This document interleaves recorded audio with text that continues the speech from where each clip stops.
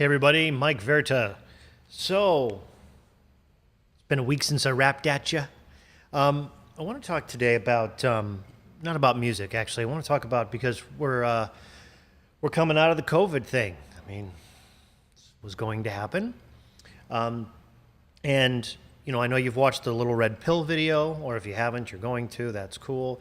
But as you know, I happen to think this is a really cool time, a really exciting time, and I want to talk about what we're going to do, next. Give us some focus and a voice to hear other than the ones that are in our face 24 hours a day, at least until they shut my channel down, which is probably only a matter of time. I mean, I actually get suspended not infrequently and for nothing, but we'll talk about that. The first thing I want to talk about is, I know most of the people who watch my channel and who tune into these videos are content creators of one kind or another.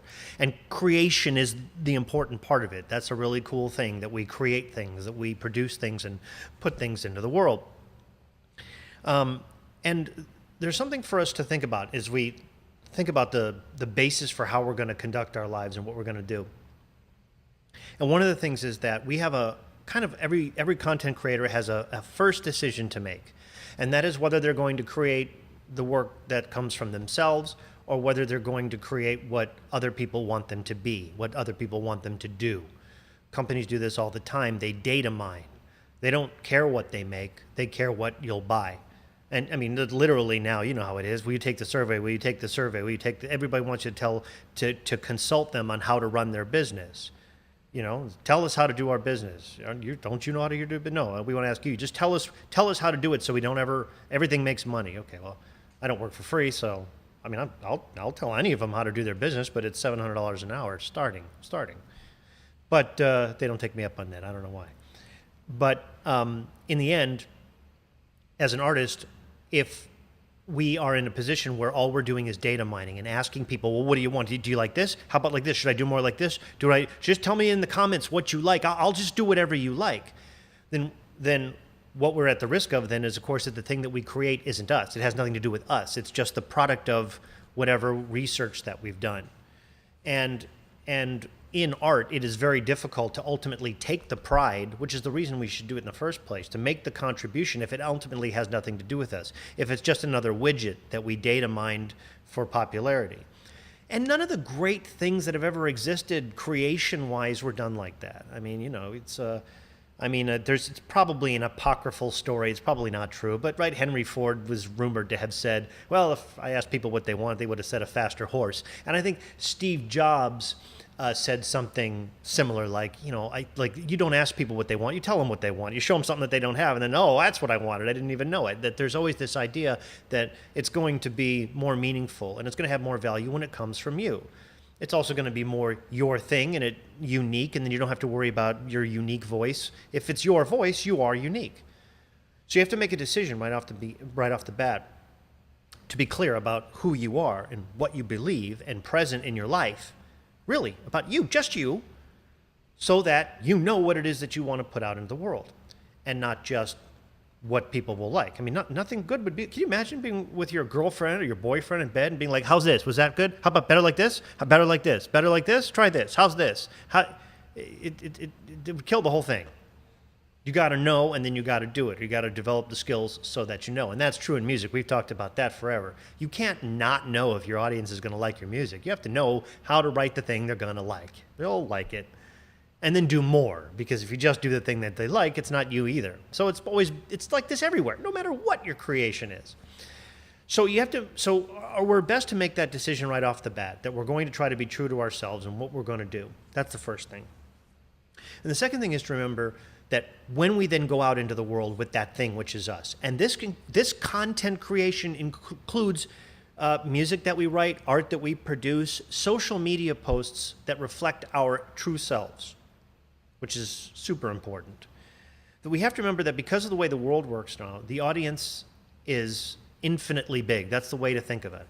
That it's very rarely the case that you need to deal with the audience right in front of you. They're probably the tiniest little percentage of people. Most of your audience is watching silently, but watching. And so always be thinking when you're putting something into the world, about that bigger crowd that is out there. We didn't used to have access to that crowd. We used to just find out that they were there indirectly later. Like when I was first putting on record albums in the 90s, you didn't know immediately how it went. I mean, the radio stations would either spin it or they wouldn't, right? That was one you could tell either it was on the charts or it wasn't. But you didn't get immediate returns on sales figures or any of that stuff, and the reviews didn't come out right away. It would take a long time before in fact, you'd be on to the next album pretty much before you found out how people felt about it. But today we have really instant feedback. And what it means is that if you get too distracted with the handful of the people in front of you, then you might be tempted to start tailoring your work to what they like or at least what they don't hate, and missing out on the bigger picture, the infinitely bigger picture of all the people who are out there who are actually watching what you do. As a rule, when I make a post, if I do a social media post or do whatever, first of all, I never censor myself for my opinions, but I also am rarely talking to the person who I'm actually interacting with. Almost always, my mind is on all the people watching. And that's why it's always important to me to make sure that I'm clear about my position and represent that position. Because what goes on in the foreground is probably just a lot of noise anyway. It just tends to be. That's how social media is degraded. But we've talked about this before, that like I have a little channel, right? I have a tiny little channel. At the time of this, it's only got a little over 12,000 subscribers. But the engagement on my posts and stuff is really, really high, much higher than most channels, because those are 12,000 real subscribers.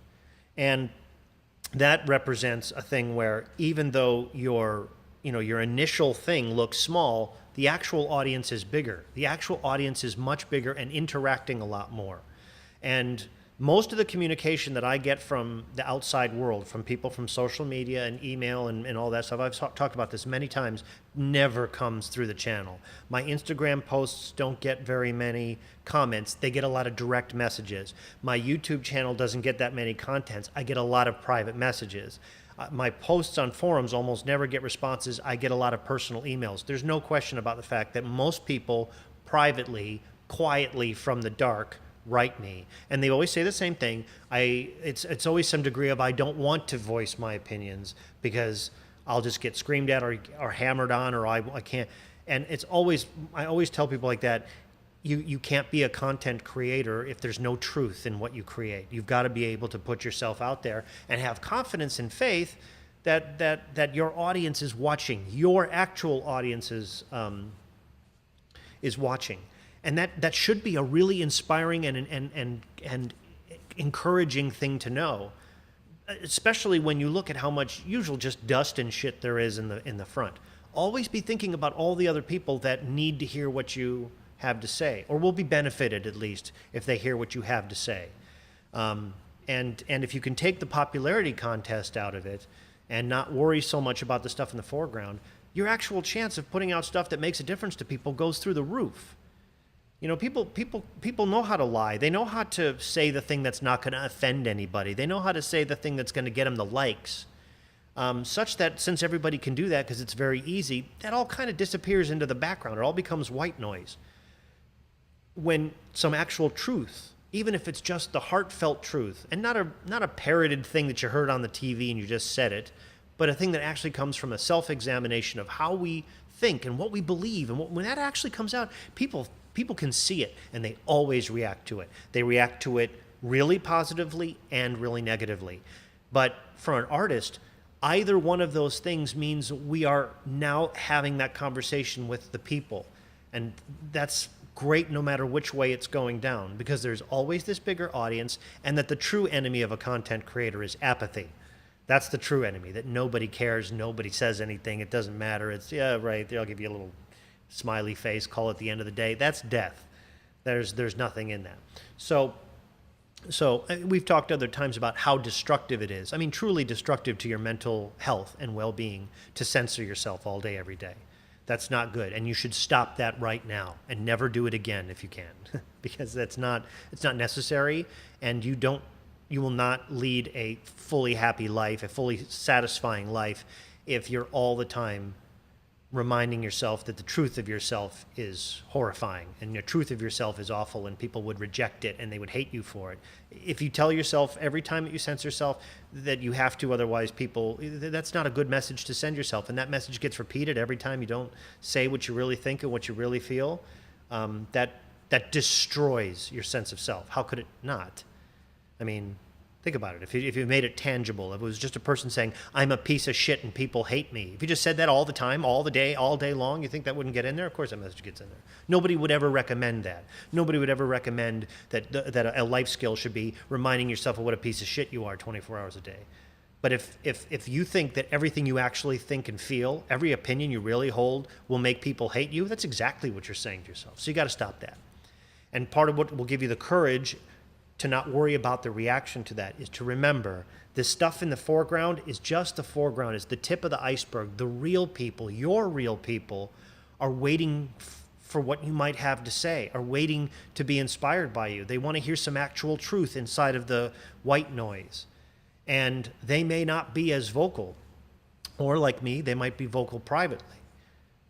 But that, when you see that, when you get that feedback, that's what gives you the courage to keep going back into that front level fight, that front level thing with all the noise and all the bullshit. And you don't want to get too distracted in that because that's not the end game. That's not the big game. The big game is the giant, silent majority that's lurking in the background. They're watching what you have to say, and they're waiting to hear what it is that you've thought about, because they're wondering what to think about too. That's the way in which we're all actually connected.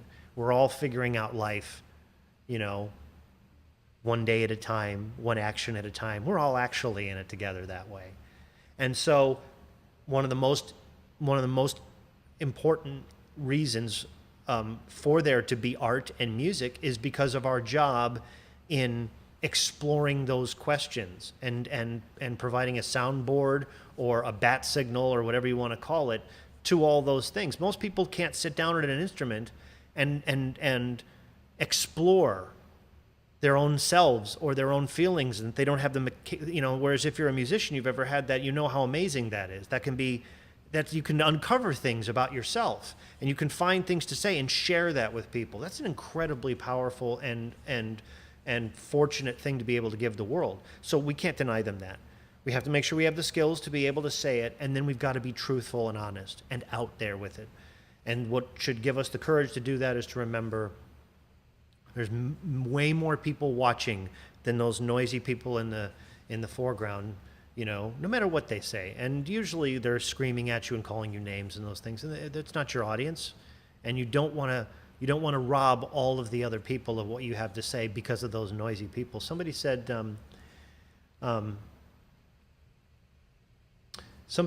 in bed, a little bit of does that feel could be better than showing up to just do your thing.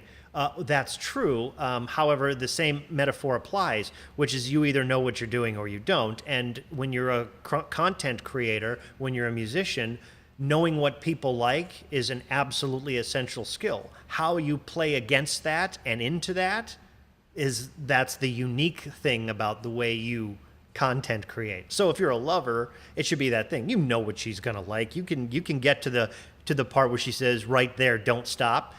And if you don't, you just keep working at it until you can get to that. But then, if you know how to get to the right there, don't stop, then you can decide if it's 20 minutes or 2 hours or 10 seconds or however long it is until the right there, don't stop.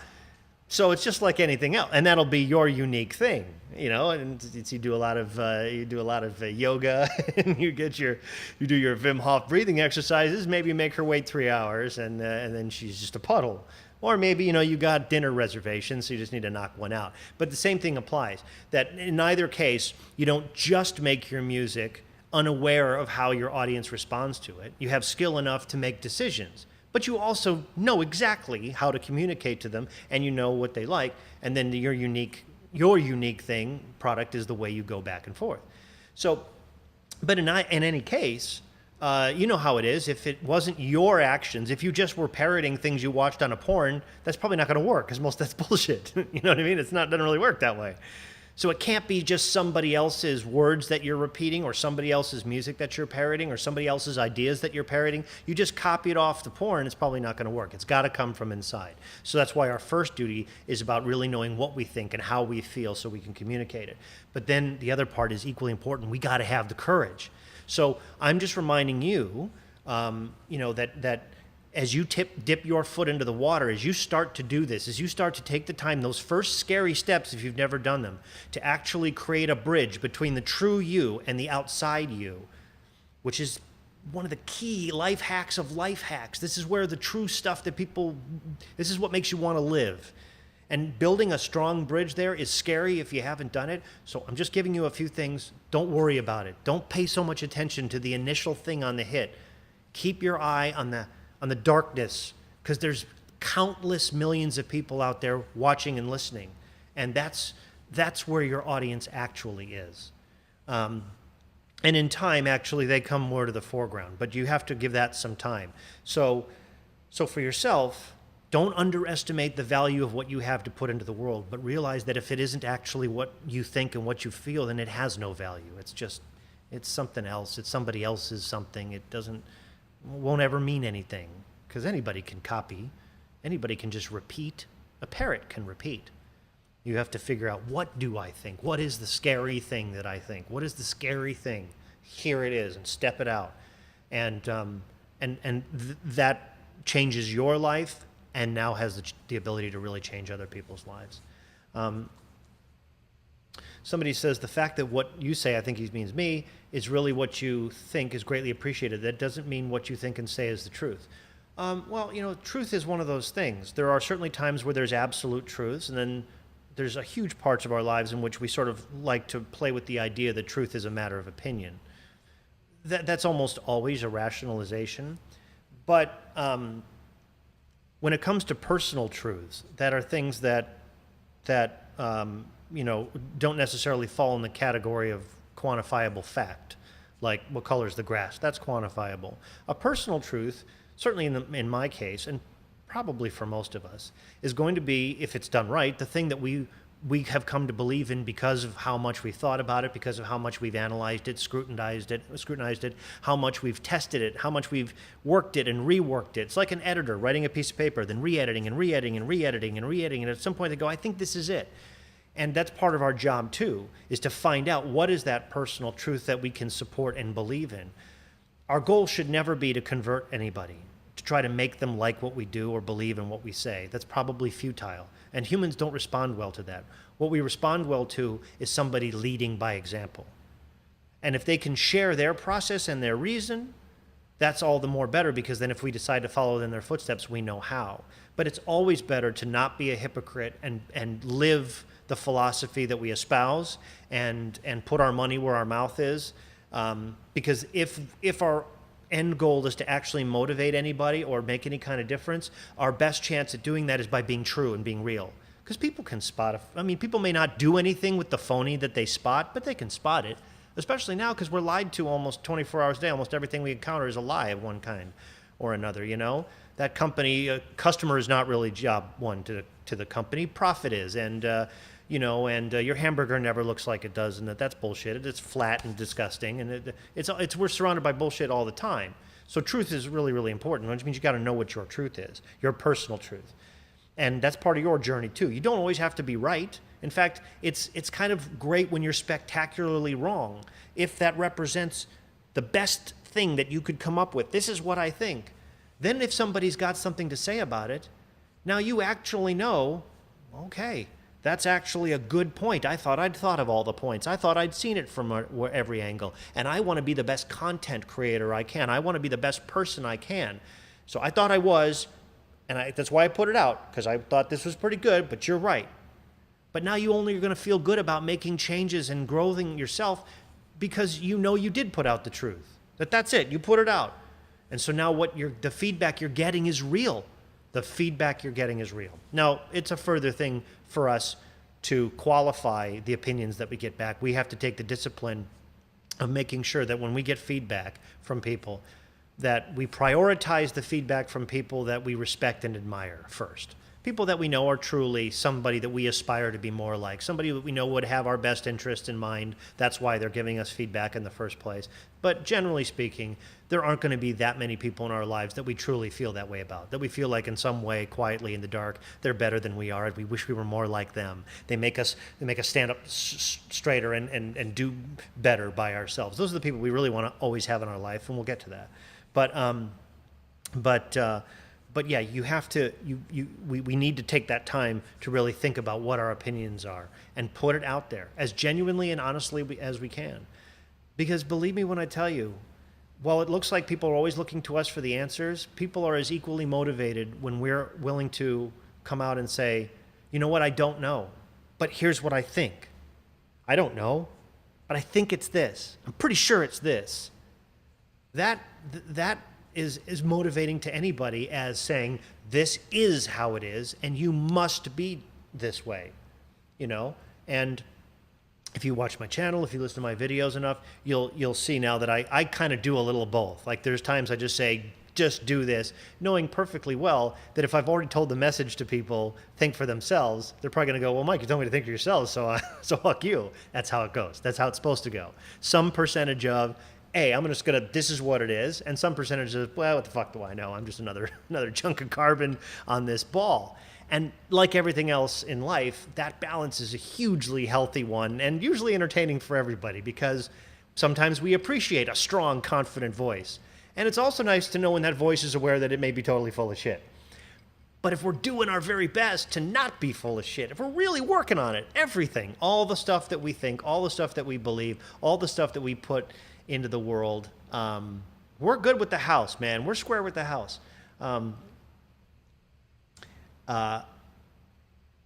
Donnie Pearson in the house. Make sure you check out his SoundCloud channel. Please, God, please go to his SoundCloud channel. Otherwise, he's never going to shut up about it. Have to leave now. Thanks for some good words in the morning. Man, of course. You know, if I had a goal here, I do this with my son. I would love to give you an internal voice that has as much, confidence and optimism as my actual inside voice has. My outside voice often seems kind of disgruntled. You know what I mean? Like it just seems kind of, man, the world's a piece of shit. Nobody knows what they're doing, which is just sort of how it is. That's sort of, sometimes that's my fuel as well. The truth is, all the content that I do can't come from a miserable place. It comes from a joyous place. It always does. And my family life is fantastic, and I love everybody, and it's all good. So you have balance and all that stuff.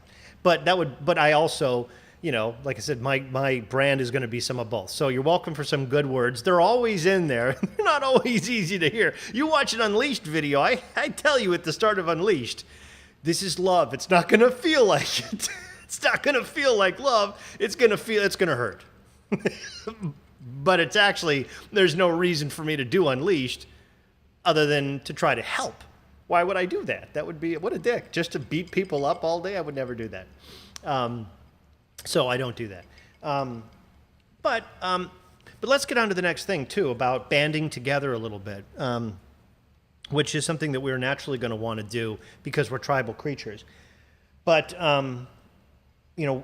dovetailing off the idea that there's no point in trying to convince people of things. There's a million reasons for it.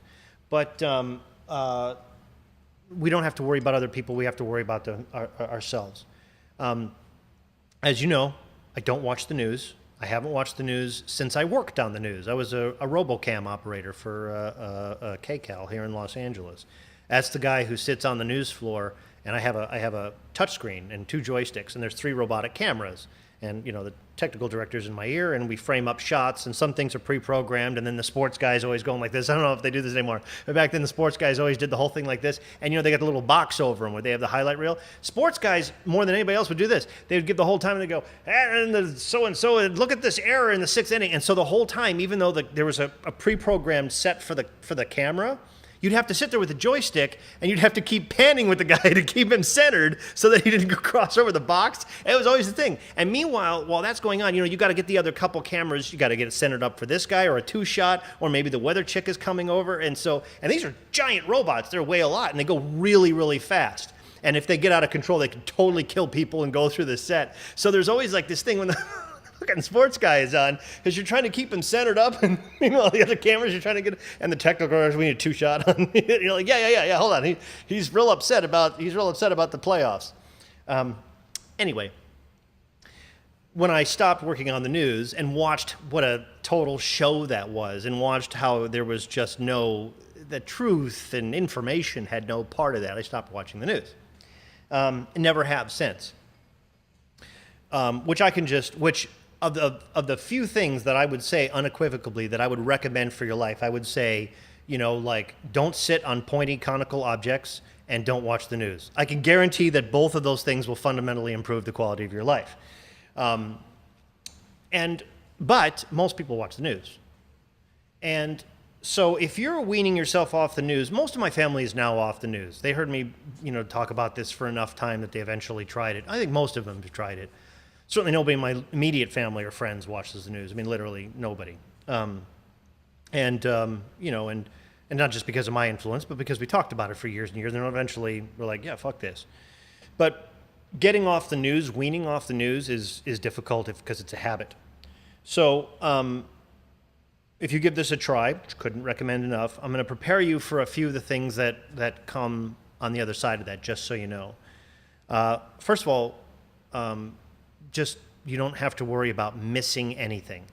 I will give you my word that if you never watched another second of news for the rest of your life, not even 1 second, you would not miss anything relevant that you needed to know. That just happens to be one of the byproducts of how we're so connected now. You can't miss it. You don't have to worry about it. So you can let other people watch the news or whatever, but if there's something really big, unless you sequester yourself in a mountain with literally no contact with the outside world, which is not what I would advocate anyway, anything that's actually relevant and important to your life, you could not miss. I have not watched 1 second of news during the almost 2 months we've been under house arrest. I'm fully aware of the house arrest. I'm fully aware of why and what people are doing with masks and all. I've been aware since day one. You can't not be aware of big stuff. So just for yourself, don't worry about missing anything. But that gets to the first thing, where if you actually have a conversation with people, and maybe this is for yourself, and you ask people, well, why do you watch the news? There are two primary reasons. The first reason that people will give you is that they want to be informed. Now, those same people would not suggest that the news is comprised primarily of uplifting, inspiring, exciting, empowering messages. I mean, I've never actually met anybody delusional enough to say that. I've never met anybody like that. So it all immediately sets up the question. So we could choose to be informed every day by things that are inspiring and uplifting. That could be the Good News Channel. Just all day it was people overcoming challenges and displaying moral and ethical courage, or incredible acts of bravery or inventiveness, or finding ways to be increasingly self-reliant and self-supporting, or building themselves up and increasing their skill and their power and the control over their lives, or improving themselves through any number of ways. I mean, it could be a 24-hour nonstop parade of the most remarkable things that human beings are capable of. And at every time you turned it on, you'd turn off the TV and you go, fuck yeah, you'd feel like Rocky at the end of a montage. That could exist and doesn't exist. So the first thing we have to ask ourselves and for other people is, so given the entire buffet of things that you could choose to be informed by, why do you choose to be informed by this steady stream of fear and depression and nauseating, horrific human failings? And like I said, well, because I want to be informed. Except that in the end, most of those things have nothing to do with your life. And if you actually ever do the exercise of watching the news for 10, 12 hours or whatever, and counting the number of things that actually had a measurable and direct impact on the decisions that you will make for your life, today, tomorrow, the next day, it's almost zero. Most of it has nothing to do with your life. That's just how it goes. You don't actually need to hear about a bus fire in a city that you don't live in, that you had nothing to do with, have no responsibility toward, don't know anybody involved. You know what I'm saying? But it's a constant stream of this stuff. Now, there's reasons why that exists, but that's not our problem. The problem is, are we watching it and participating in it? So, and you also have to watch out for a little logic loop there. Like, well, I'm watching, they're telling me to stay home, and that does affect my life because I'm staying home and don't want to catch the disease, but that's just inside the loop of itself.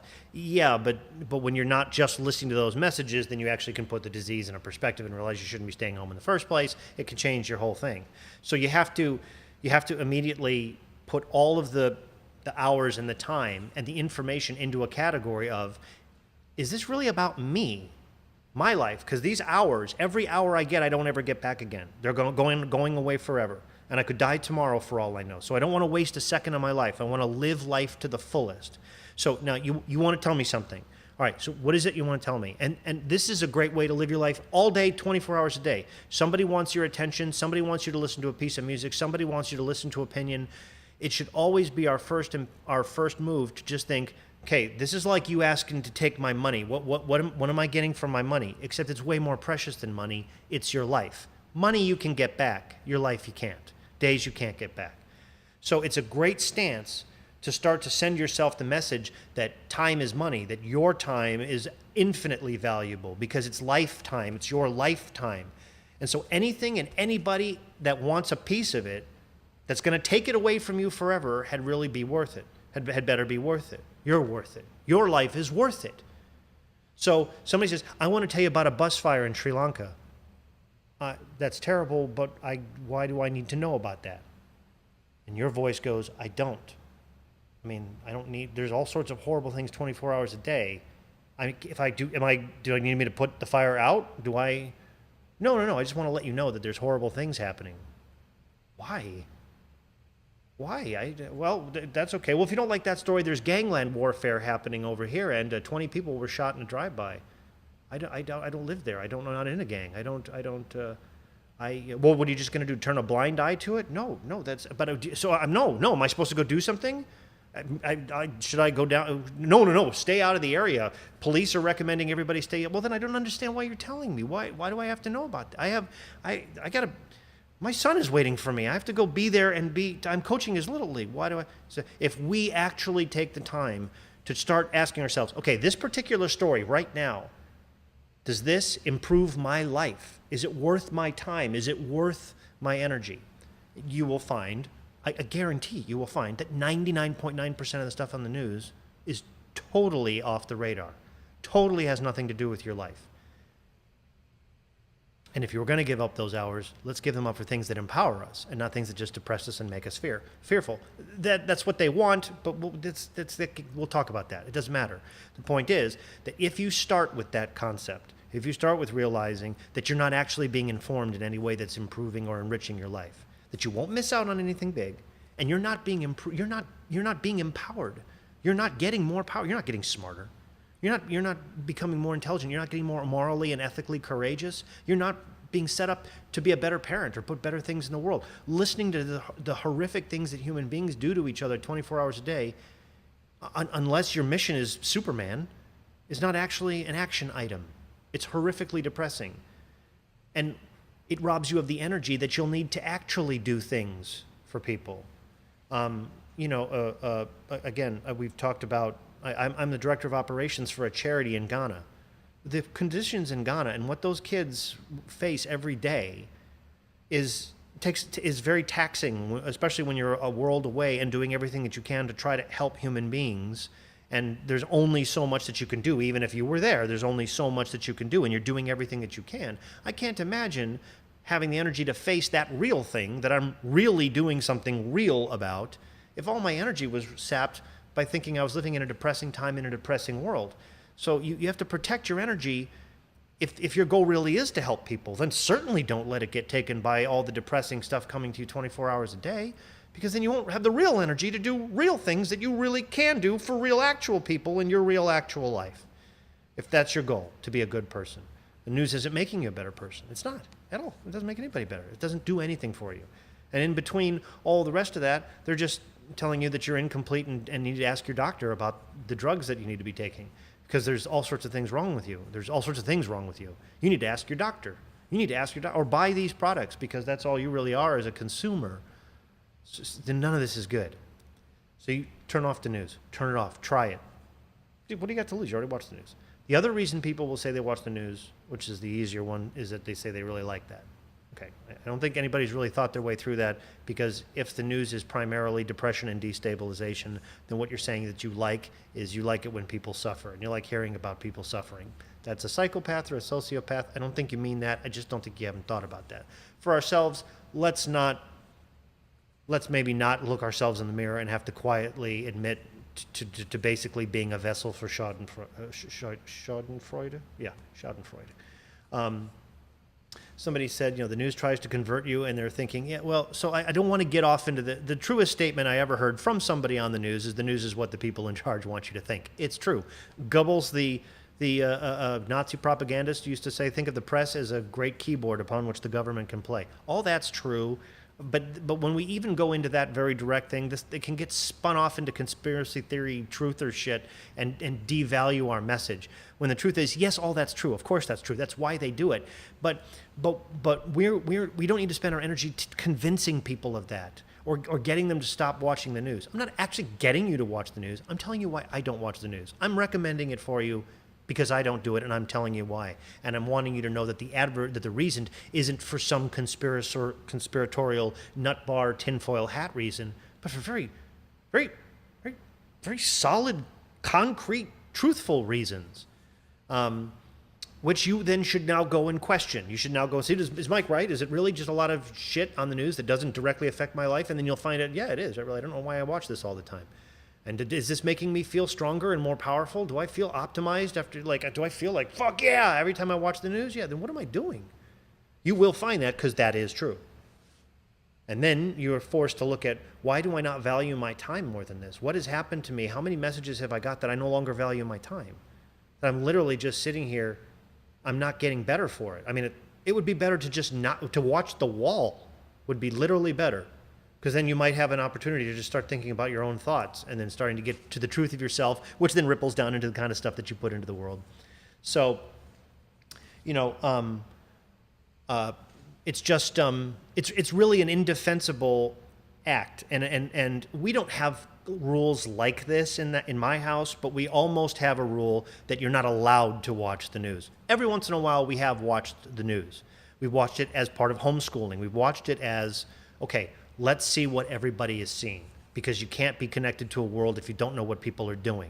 So if we're in an airport and they've always got it on, and if you don't watch the news, I will tell you this will happen. In fact, I hope that you don't, so we can have this conversation in a year or so, is if you don't watch the news for any length of time and you get off of the thing of it, you detox off of it, I promise you, oh, God, I want you to do this so bad. I want you to do this so bad just so we can talk about this. But when you go back and you actually see what the news looks like, it doesn't look real. It doesn't look real. It looks so over the top, ridiculous, dystopian. It looks like a joke. It doesn't look real. That's all I can say. I mean, you just would have to do it, but you got to get away from it long enough to really get out of the vibe of it. You don't have to wait 20, 30 years or whatever. I bet a year would do it. And you go back, and it's like it feels like you feel like you're in a crazy world, and you're like, does nobody else see this? And you realize nobody else sees it. It doesn't make you feel superior. It makes you feel like, I can't even describe what the feeling is like, but you're just like, it's like you just feel like just back away slowly. Like it's like, oh God, I want you to do this. Just to know what that's like. God, it's so crazy. So, like, for my little boy who doesn't see it when he knows it, like, even he's 9, right? He doesn't have any great, like, huge world thing. Even he's like, what the fuck? I'm like, I know. This is what I'm saying. And you will have this conversation with anybody who doesn't watch the news anymore, especially when if they sort of reluctantly stopped watching it, and then they're like, you know what? I just feel so much better. You know what I mean? You're like, I know, I told you, right?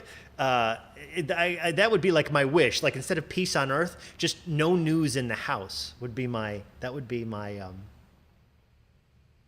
Somebody said, do you care about what happens in Ghana? Then knowing about the bus fire in Sri Lanka may also prompt some helpful action from somebody in other places in the world. Well, so here's the thing, right?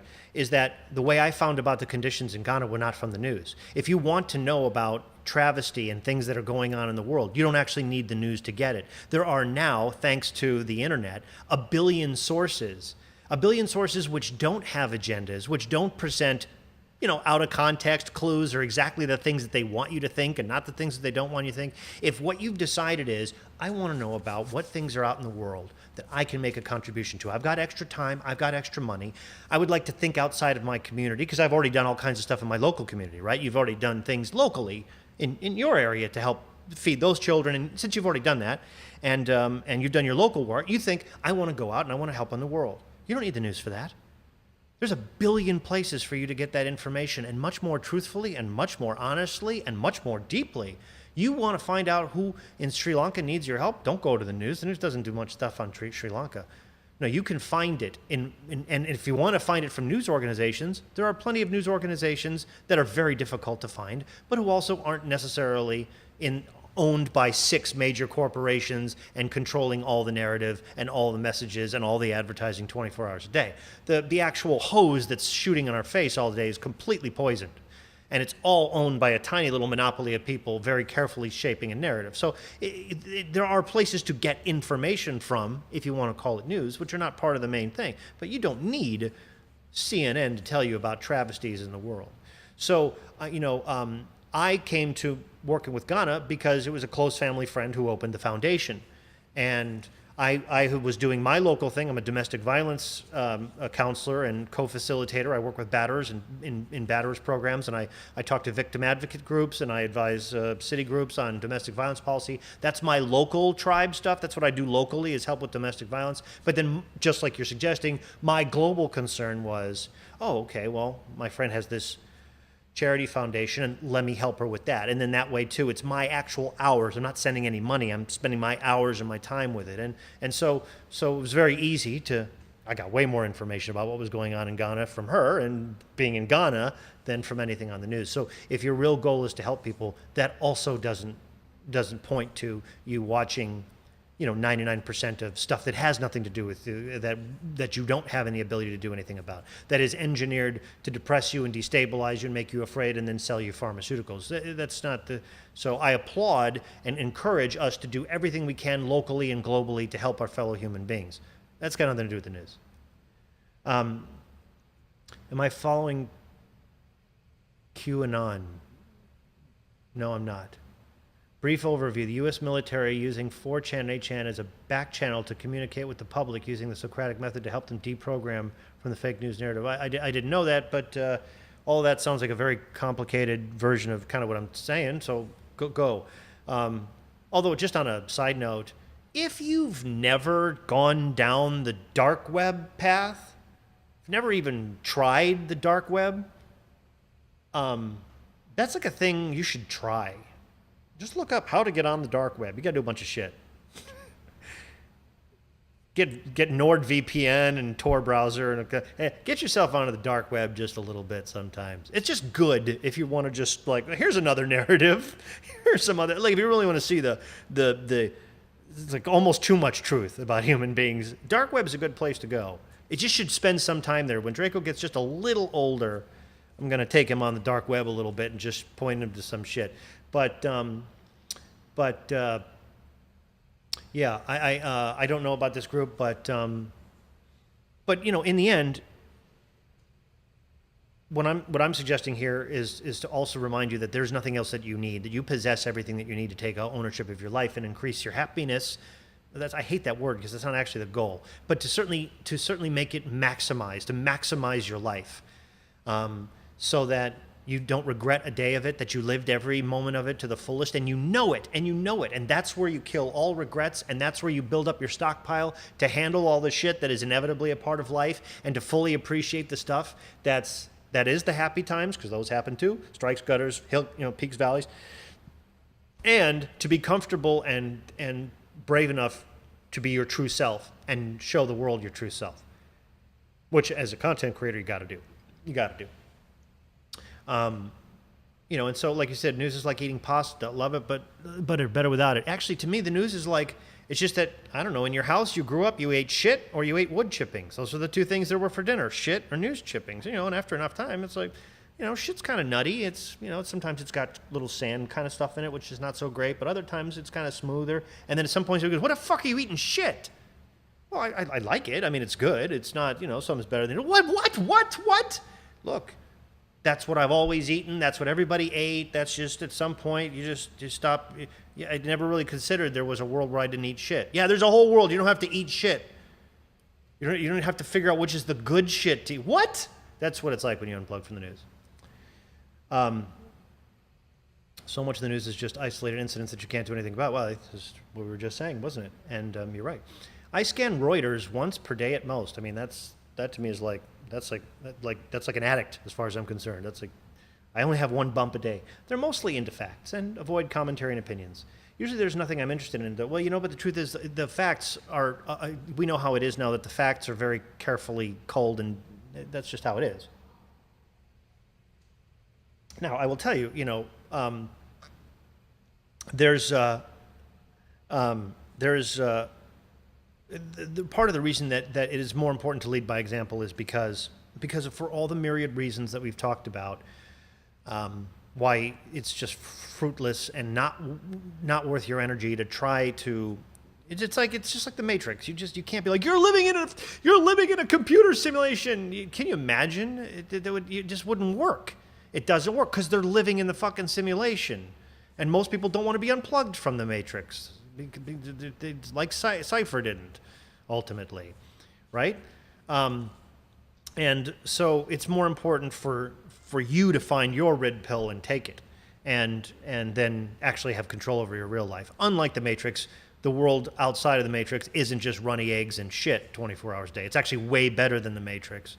Plus, you can go back in the Matrix for a while if you want to, but you have to unplug first. And you have everything that you need to do that. But you need to start to unplug, literally and figuratively, and that's going to take a full-time job and energy, such that there's no time trying to tell other people what they should do or not do, because they're not going to do it anyway. And you'll get into cyclical conversations. So if you're talking about somebody, and if you're trying to make the very real point that there's only a handful of companies that now control all the information that we see, and they've decided what the truth is. Google decides what the truth is by manipulating search results. It puts the things it wants you to see at the top and the things it doesn't want you to see at the bottom. Google admits this. It's not like it's conspiracy theory. People have caught them doing this about 1 billion times. It's not, right? But if you're talking to somebody and then and they're not acknowledging that central point for any number of reasons, that you should stop right there, because you'd have to go all the way back, and they probably don't want to hear that. When people don't want to hear something, they're not going to hear it. So it's better for you to just not use Google, use DuckDuckGo or something else. But to just say, okay, I now know I'm being lied to, so I'm not going to deliberately I'm not going to go there. I'm not going to be like, well, maybe today they're not lying. I'm not going to be that guy. I'm going to go somewhere else. I'm going to go where I can. Or if I'm absolutely compelled to go to this information to somebody that I know lies to me 24 hours a day, I'm just going to be as skeptical as you can possibly be about what they tell me, because they lie to me all the time. That's what they do. And if you're even a remote student of history, even a casual student of history, you know why people consolidate power, and you know what they do with it. People do the same things all the time. We're just in a uniquely vulnerable position now because nobody has any skills, and they don't know how to do anything to defend themselves or protect themselves, and they're dependent on everything around them they have no understanding of, so they're scared out of their fucking minds 24 hours a day, and rightfully so. Rightfully so. We don't even know the face of our enemy. I mean, I've talked about this. I think it's one of the most insidious things that we do all the time is you must click here to accept the terms and conditions. How often do we do that? All the time? Click here to accept the terms and conditions. That little thing is so insidious. You didn't negotiate that contract. You just have to click it. Yeah, click it or you don't get it. You don't have any rights here. In fact, that's almost always what's in the terms and conditions, is that we can just change this. And then they do, right? You've gotten this email just letting you know we've changed those terms and conditions. Yeah, they're all different. I didn't have any say in them the first time. Yeah, I know, that's true. Well, you still don't have any say, and now actually you have less. We've changed them. So there's nothing I could do about it. You just want to let me know you were fucking me further? Yeah.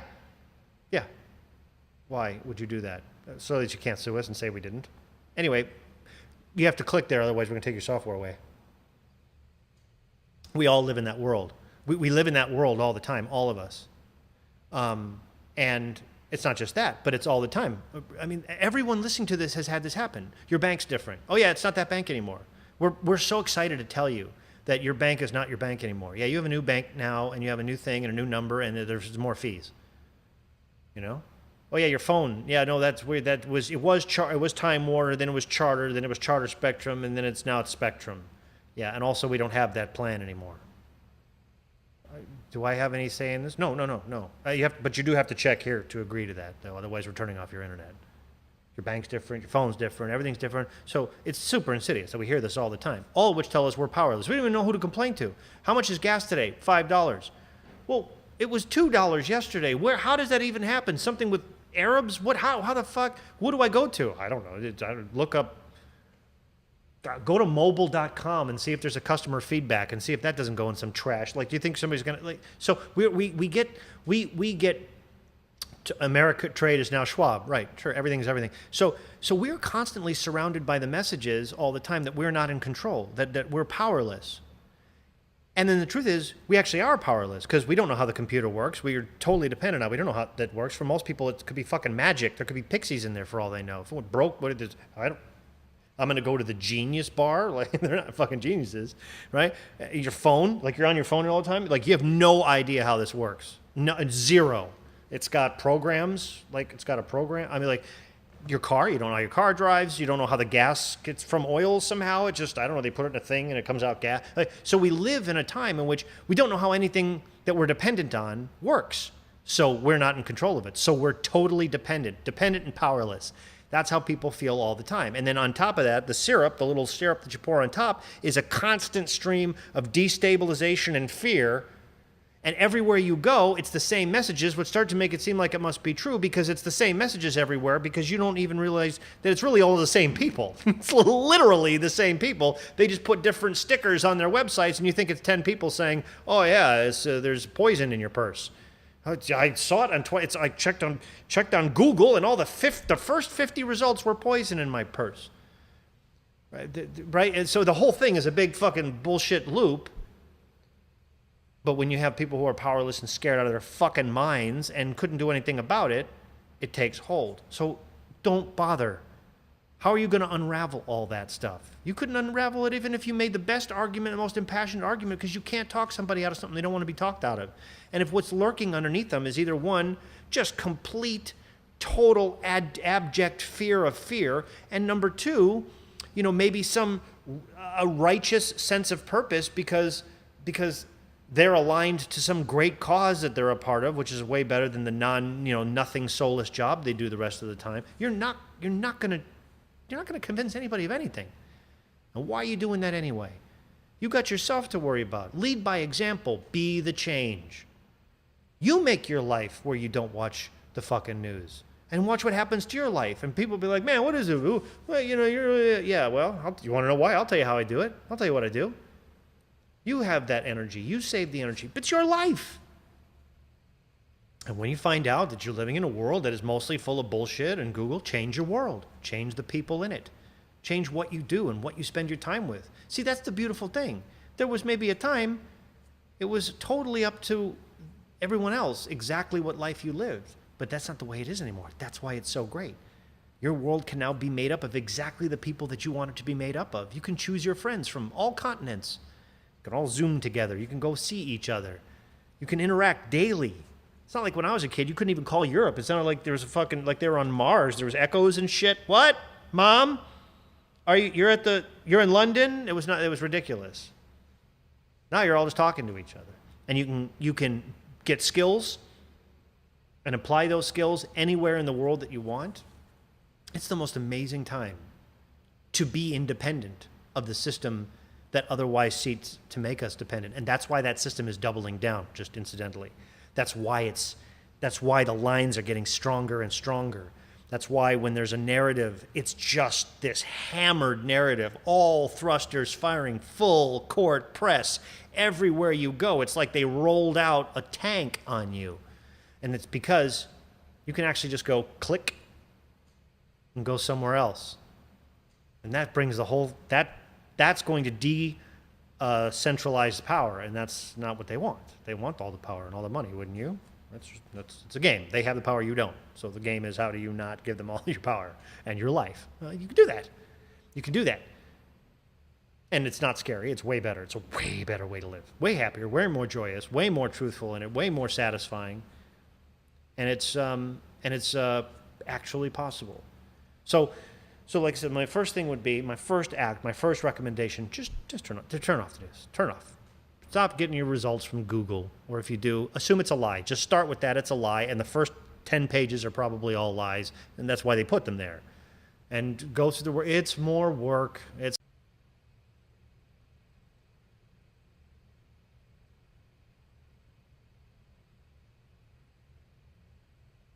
sure. Just going to see if that stream comes back online, because there we go. I'm not going to say that was conspiracy, just the fact that I was in the middle of saying turn off the Google and then the Google turned off. That's never happened before, but we'll just say that was coincidence. Anyway, start thinking about protecting your life and protecting your days. Right? I told you, it just looked like that was just a little like, you know what? This guy, because I'm exactly the kind of guy that Google hates, because I don't believe what I'm told. I believe what I learn, what I research. I think for myself. That's the enemy of propaganda. And by the way, part of the other reason that you don't try to convert people is because if you're a person who questions a narrative or actually tries to take responsibility for their life or isn't afraid of that stuff, you are what propagandists would refer to as an intellectual, whether you're smart or not. And going back to Goebbels, what he said as the Nazi propaganda minister was that they never bothered trying to convert intellectuals because they're not going to be converted. That's why they focused on the everyman, and they with crude, simple, emotional arguments, because they way outnumbered the intellectuals, and the intellectuals would be steamrolled by what are they going to do about it. So they never tried to make intellectual arguments to convert people who were thinkers or questioners. They just let them get steamrolled by the masses. So it's important to learn that lesson, because he was absolutely right. He's not the first one to have thought about it, and that's how it works. So just pissing into a fan, it will not make your life better. Lead by example. Protect your life. Value your life. And I guarantee you start to do this and you start to feel the changes, you will have people asking you what your secret is. They will ask you. And when asked, you can tell them. You can tell them the truth. That you don't really live in their world anymore. You're in it. You're completely compatible with it. You can totally walk around in it and do anything you want. It's not a problem. But that's not your world. Your world is way happier, way better, full of a lot more power and love, and full of a lot more satisfaction and great people, smart people. That's what your life is. And if you're doing a good job of it, people will probably give it a shot. And that's how you change the world, not by telling people how to be.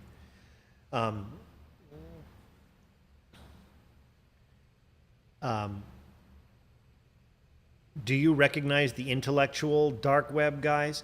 I mean, yeah, on the dark web, yeah, talk about a thing you can't talk about.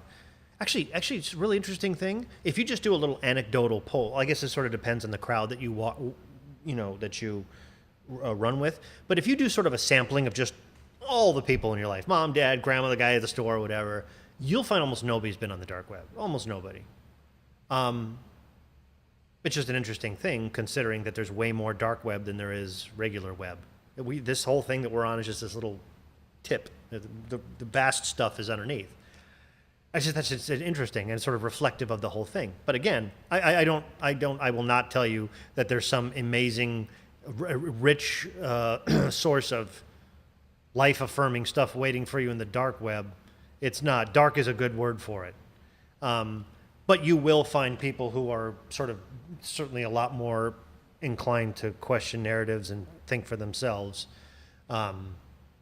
So if that's a source of comfort, which, we're tribal creatures, it's nice to have people around who sort of agree with what you think. I could see that would be good. Myself, my forays into the dark web have always sort of been like, okay, all right, yeah, okay, oh, Jesus. And I did need to see that. Didn't need to see that. Oh, nobody would believe me if I told them. And, God Christ. That's pretty much what it sounds like being on the dark web. You, as a source or content creator, could have an agenda. I absolutely do. I have an agenda.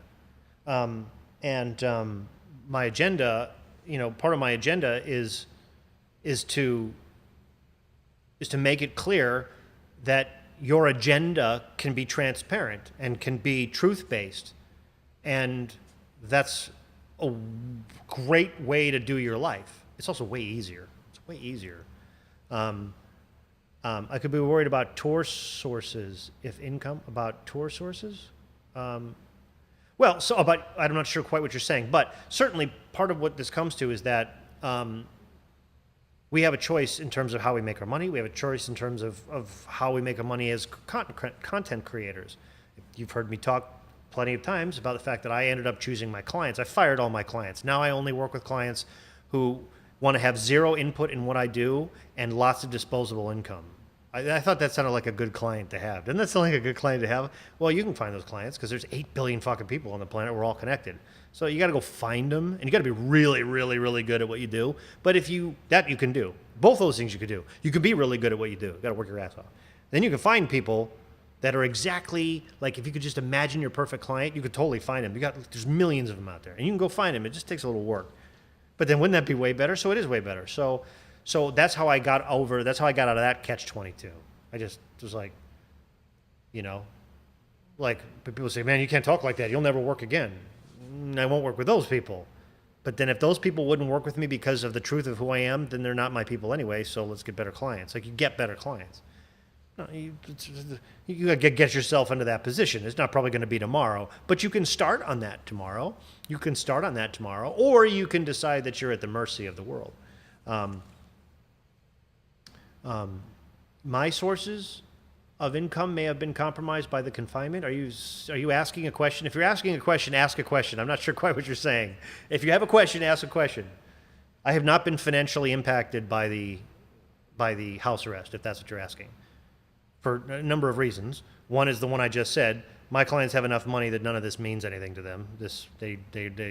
And number two, the place my company is based in Florida, which is philosophically different and has pretty much not stopped at all in the same time that most of us were under our house. In the same time that I was sitting here in Los Angeles, locked in my house, my partner back at our shop received our CNC machine, which was built here in Laguna Beach, and got our Matthews paint system installed and got our dust collection system wired up. That was delivered, and life has been going on. Our shop, we're doing a big rebuild on the shop. His new saw came.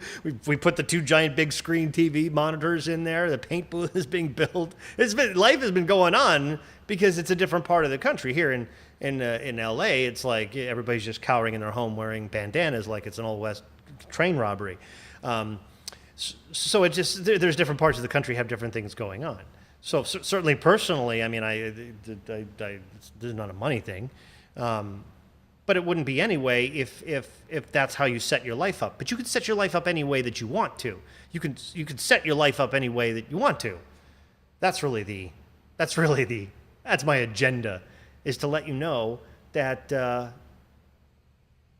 you can make your life anything that you want to.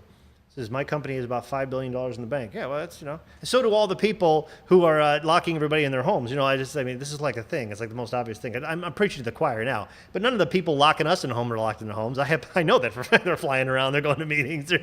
They're private chefs, and they're on yachts and shit. They're not. The planes have been flying the whole time. Even for the regular person, planes have been flying. This is for you, not them. Which again, if you start to protect your life, that's such a big, well, who the fuck? And then you would never put up with it, and then you would be a lot less likely to to be subject to it, or to be this is about empowering. and most people are completely robbed of power. And you gotta be reasonable with people. People get this message all the time. And if you are a person, you don't have any real skills, you really don't understand anything about the world. You walk around all day, you really don't understand how most things exist. You couldn't fix them, you couldn't make them. You don't really know much of anything about anything. And the job that's supposed to make you feel like you put something good into the world, you don't believe that for a second. You're a fucking drone in a cubicle. You know what I mean? And then and everywhere you look, it's people telling you shit, and it's all frightening and scary. I mean, how people don't just sit rocking in a puddle of piss all day, that's amazing. But that's kind of why it's like all it takes is somebody on a glowing rectangle to say, stay home. You know, okay, I'll stay home. And there's not that, like, what the fuck? What do you mean stay home? And running the numbers and doing all the independent thought that, you know, which is why COVID is ending. It's ending, and the world's getting back, because you couldn't keep up with that bullshit forever. It was bullshit. It was always bullshit. There are some people right now who really don't want it to be bullshit. It's a really weird thing if you ever look at arguments in social media, where we should think what people would generally be like, they'd want to hear the encouraged thing. So it's going to be okay? Yeah, no. Look, the numbers, it's 0.000005. That's like nothing. That's statistically zero. We're okay. You're not 80 years old. You don't have a pre-existing condition. Look, it's right here on the World Health Organization. Read it. What does it say? It says COVID-19 is, most people have mild to moderate symptoms that don't require hospitalization. Right there. Just put that on your wall. Don't worry. Okay. But you have to have some confidence in yourself and in your ability to support yourself and be outside of the narrative and have power and not just agree to the terms and conditions in order to even question that. And so that's why my advice is just don't try to, you got to understand. They're not going to understand. You understand. Somebody wants to ask, you tell them.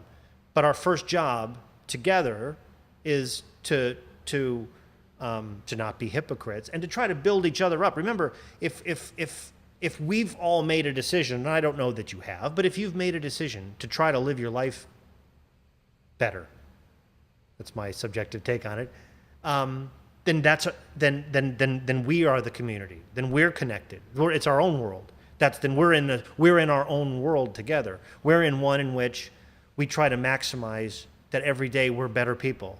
Today I'm going to try to just be a little better than I was, a little smarter than I was yesterday, a little stronger, maybe physically. Today I'm going to stand up straighter than I did yesterday, just because that changes shit. I'm just going to stand up straighter today and remind each other, build each other up, right? And not parrot the messages that we get all the time about how we're weak and we have to ask our doctor and we're fragile and we have to be careful and we're going to die and click here. Okay, so we know that happens. So what are our contrary messages going to be? How are we going to build each other up? And what are we going to do to remind ourselves to have courage and to be optimistic? And how are we going to surround ourselves with people that make us all the time want to be better versions of ourselves and make us feel like, God, I got to make the most out of this day? How do we find those people? We're all connected. We're all here. We're still connected. There's no shortage of people watching this right now who are going to take that same message. And today there's going to be one thing that they do better for themselves, for their lives, and they're going to be happier, and then they're going to do it again tomorrow. And that's how we do it. That's how we help each other.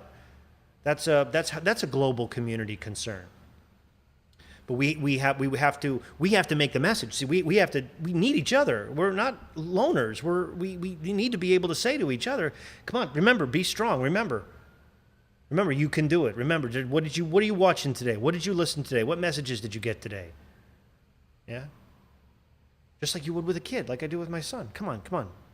Let's not watch this stupid shit for 20 hours. Let's watch it for 20 minutes. And then now let's combat that. Let's go skill up somewhere. So that by at the end of the day, on balance, when we look in the mirror and we go, yeah, man.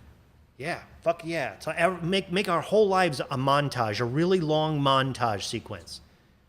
Let's do that every day. You know what'll happen is some days it totally won't be. Some days it'll just be fuck it. You'll give it up. You're like, it's futile. Just eat fucking fast food and some shit and give it up. I was going to play Call of Duty. Who was I kidding? And the next day, nah, fuck that. Never say die, and you get back on and you go back. And that's a way better way of living than just trying to get through the day. Man, that's not how we want to go. We don't want to go out like that. We don't want to just try to make it through the day. Life's way too precious for that. I'm not even sure. I don't you have to get religious on it or anything, but I'm not sure if we're not trying harder. I'm not sure we deserve to live. Like, isn't that sort of a thing? Like, here's a gift. Here's the infinite possibility of life. You know? And then someday, like, well, I don't care how you believe in it. It's like, so what did you do with that? What did I do? What did I do with it? Yeah, what did you do with it? Well, I stayed home when they told me to, and I watched, have you seen Tiger King? You watched Tiger King? I did. You let people, what about all the things you could have been doing? You only had so many days. You pissed them away. Well, I did. I watched TV, and they told me I needed to stay home, so I stayed home. What the fuck is wrong with you? I gave you life. You should have fought for it. Well, you made those people too. I also made free will so you could make your fucking choice. What's wrong with you?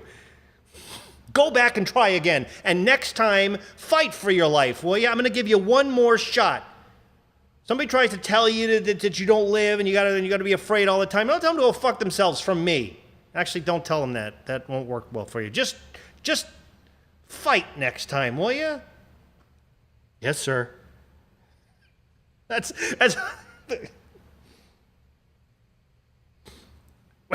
I think that would be a pretty good meeting with your creator. All right, I'm sorry. I can't believe it.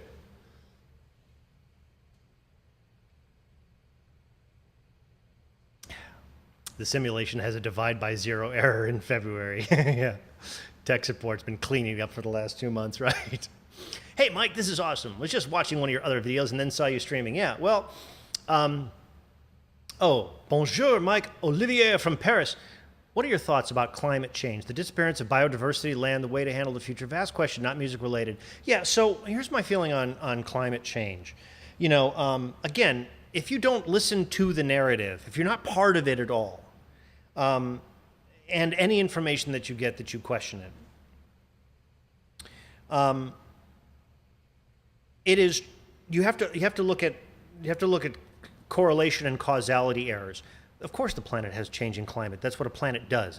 We've had ice ages. We've had magnetic reversal of the poles and shifting tectonic plates. There was dinosaurs here once. Fucking dinosaurs were here. In fact, mostly dinosaurs. Like, if you're on a planet that's light years and light years away, you haven't gotten the light from us yet. The light you're getting is still dinosaurs. I swear if aliens are coming, it's because they think the dinosaurs are still here and they want to get a look at a T-Rex, and they get up and they're like, what the fuck happened? What happened to all the T-Rexes? What's this shit? This thing's drunk and beating its wife. We're getting the fuck out of here. I think that's what happened to the aliens. But anyway, the point is that the Earth's been through a lot. And, you know, you can't discount the fact that regardless of humans, the Earth goes through fucking major changes. So we know that's true. That's going to happen even when we're here. It's not like nature was like, everybody stop, humans are here. So the Earth's going to go through changes. We also can't discount 8 billion people doing shit. And this is why my feeling on climate change can be boiled down to this. Too many fucking people. When I was born, there was 3.6 billion people in the world. And we already had a hard time finding parking spaces at the malls at Christmas. There was plenty of people. We were putting people on the moon. Michael Jackson was moonwalking. We had Star Wars. We were doing fine with 3.6 billion people. Now you got 8 billion people. Those 8 billion people it's the same planet. They're using a shit ton more resources, putting a lot more, like, how can that not?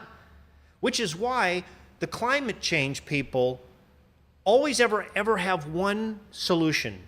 Have less and do less. Which, in their defense, if you had your home and you had 30 people in your home, you could work it out in the home. But then if you put 300 people in your home, you'd have to do some serious shit to keep that running. You'd have to start doing stuff like, okay, you only get to use the toilet twice a week, and you only get 5 cubic centimeters in the fridge. There's 300 fucking people. I'm sorry, but at some point, now you get 3,000 people in the house. I don't care. It's not fair to yourself to think that you're somehow going to figure out a way to squeeze all that resource using and waste. Where are you going to put the fucking trash? We only have 3 trash cans. It was filled when we had 30 people. You got 3,000 people in the house. There's no system clever enough to keep compensating for the huge resource drain. I mean, it's not even fair. And so then what you've done is now you've degraded the quality of life for everybody in the house because there's so many fucking people in the house. Even if everybody's doing their very best to only flush the toilet once a week and only if it's like this is not manageable. It's way too many. You got to get some of these fucking people out of here. You can't do this. It's not fair. It's not even the fun house anymore. You can't even move. That's what happens when you have too many people. But the climate change people have not figured out how to monetize "don't fuck in the front hole," to quote my good friend Doug Stanhope. Which is the real issue. That should be what the climate should. It should be a big campaign. It would be called "One is the Loveliest Number," and they'd have a big song, one singular sensation, and there would be families with one child, Bobby. Give him all your love, right? And then this way it wouldn't be two children and the one child's neglected because the other one's having a birthday party and she's all sad. Oh, little Jenny's not getting the attention. Why don't you just have one child? Have one child, and one is the loveliest number. It's one singular sensation. She's the one and only. Yeah, I can think of the whole campaign for you right here. And we just start getting people used to the concept of, how about just having one child for a little while? Just one. Man, woman, boy, girl, other, whatever it is. How about just once, just to get the numbers down a little bit, because there's no fucking way. You just can't keep this up. So, like I said, is the planet going through changes? Irrespectively. Are we going to be effective a change on the planet? Of course. How can you have 8 billion people? How can you have almost more than twice of something and not think it's changing? Of course. But the solution is then the resource drain, not because at some point you can't do it.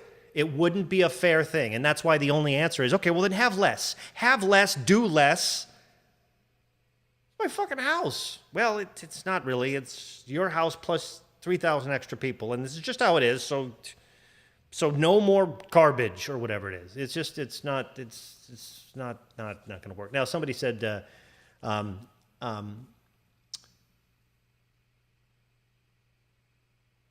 I think there was something lurking in there about he didn't like my math. Oh, yeah. So, you don't like my opinion on COVID. So, like I said, I don't have opinions on COVID. I have math on COVID. That's all I have. I have math. We're looking at the same statistics you are. The World Health Organization's got it right there in the definition. Mild to moderate symptoms not requiring hospitalization. I agree. And the numbers show that. And I also, like I said, it's just remedial math. So just for your sake, because you're obviously worried about it, remember, it's, on average, forget COVID. Without COVID, about 156,000 people die every day. Every day, 156,000 people. 156,000 people gone today that were here yesterday. 156,000 people a day, the human race doesn't even look at that. That's like a number we just take that for granted. It doesn't matter. We don't mind losing 156,000 people a day. And that's for all kinds of reasons. All falling off the skateboard, heart attack, eaten by a snake. I mean, it's just whatever it is. It's 156,000 people, not a problem. That's every day. Now, this thing first was reported on January 13th, January, February, March, April, May. We're almost 4 months. We've had about 275,000 deaths. Now, just go get a calculator and just divide 275,000 by 8 billion. Just go do it. Don't look at me like you'll see it's a 0.0000 and then a number. I mean, it's statistically zero. Your chance of getting struck by lightning are 1 in 10,000. Go do that one on the calculator. Do 1 divided by 10,000. You'll see it has fewer zeros. You're literally more likely to get struck by lightning. And if you're under 80 and healthy, that number there's more zeros on it. It's not an issue. It is not an issue. That's just math. It's not me. It's math. And it's funny, too, when some areas are hit harder, like you got in New York, got hit a little harder. California, you've had 2,200 deaths with 40 million people. 2,200 deaths. We're all, though, locked in the house. Everybody's lives destroyed. 2,200 people. 40 million people in the state. Do that math. Do 2,200 divided by 40 million. Go do it. You're going to find it 0.000005. That's not action item. It's not a thing. COVID's not a thing. It's not a thing. That's why, and what you have to remember is that whatever it is, there was a million things we could have done, before nuclear optioning the world. Remember, we're living in the nuclear option right now. We are living in the one that you do. It's the last resort. You shut the world down. That's the last resort. That's the, look, I know we got to cut off the patient's legs and arms, but he's got gangrene and it's the only way we can save him. So cut him off. That's where we are. We're at the, yes, it's this or the end of humanity. That's laughable. It's laughable. That's a completely ridiculous and insane thing. And if you have some democratic infrastructure states that have overrun with hospitals, for every hospital that's overrun, there's like 100 that are so empty they've literally been furloughing the doctors and sending them home. So what Emperor Mike would do is take that $1 trillion and instead of bailing all of the people out of bankruptcy, I'd spend it on busing or maybe building another hospital to help the poor overrun people from the hospital and get them over there. Just because we'd do anything. We'd do any of 100 things before we nuclear optioned the world. That's not an opinion. We are nuclear optioned. And 0.00005 is a real number that I didn't make up. And it's statistically zero. In the 50 days that we've been under house arrest in Los Angeles, 7.8 million people on average died of just whatever. So, and that's not like a problem. Look at the number of people who died of heart disease in the same period of time. Look, way more. COVID's not a thing. And we're not even getting into all the other stuff about COVID, just the math. So people don't like math. I don't know what to tell them. But you know, if you're a healthy adult and you don't have an autoimmune deficiency, the most responsible thing you can do for yourself is get it. And that narrative that's spun about, you know, the great cause by you're going to kill other people is just, it's laughable. And you don't have to worry about that. That's just not real. That's why the world is opening up, by the way. I mean, that's the proof, and ultimately that's all you have to know, is that you can't do this to people. That's why it's ending. You'd have known it. Everybody had been hazmat suits. There'd be a National Guard would be keeping everybody in their homes. That's what a real outbreak looks like. Everybody's getting decontaminated. There's not like a bandana and you go, it's like, just ask yourself this. If you believe, if it was a disease that you thought would kill you in 24 hours and turn your insides to liquid, would you stand next to somebody wearing a bandana and think you were safe? Fuck no. Never. Never. My God. Can you imagine if they had some sort of disease that if you got it, like within 24 hours, all the flesh would melt off your face? Because it's a serious thing. And they're standing there, it's okay, I've got a bandana on. Get the fuck, run. He's got a fucking bandana. You thought that was going to protect me from the face-eating, liquefied, insane disease? No fucking way. But the truth is, you know, you're not really going to die from it. That's why you're fine with that. I think they should have what they call the chocolate chip cookie test, which is put on your little mask and then go into a place with freshly baked chocolate chip cookies. You smell the cookies? Yeah, then your mask did nothing. And just so you know, you can smell the chocolate chip cookies. But in any case, what's I said to me, which is interesting about this, is that whereas normally you would think people would be comforted by the math of it, it's not. It's the opposite. Yes, we are. We are dying. We're all going to die. We are. And fuck you. Okay. All right. You'll notice we aren't, though. But what shows up in the Google things, the fringe, like the fringe. 2 children in the same family died, like spectacularly rare. Like what's not in the things is, hey, relax. Yes, some things happen. There's people, 8 billion people. Some people have 3 arms. Trust me, there's going to be some things. And you know, of course, the worst part about it is everybody's locked in their house for 6 weeks. All our immune systems all getting suppressed. We're going to go out. I guarantee you there's going to be a big, huge wave of sickness. And if I was running the news, I'd capitalize on that shit right now and just go, see, told you. Yeah. So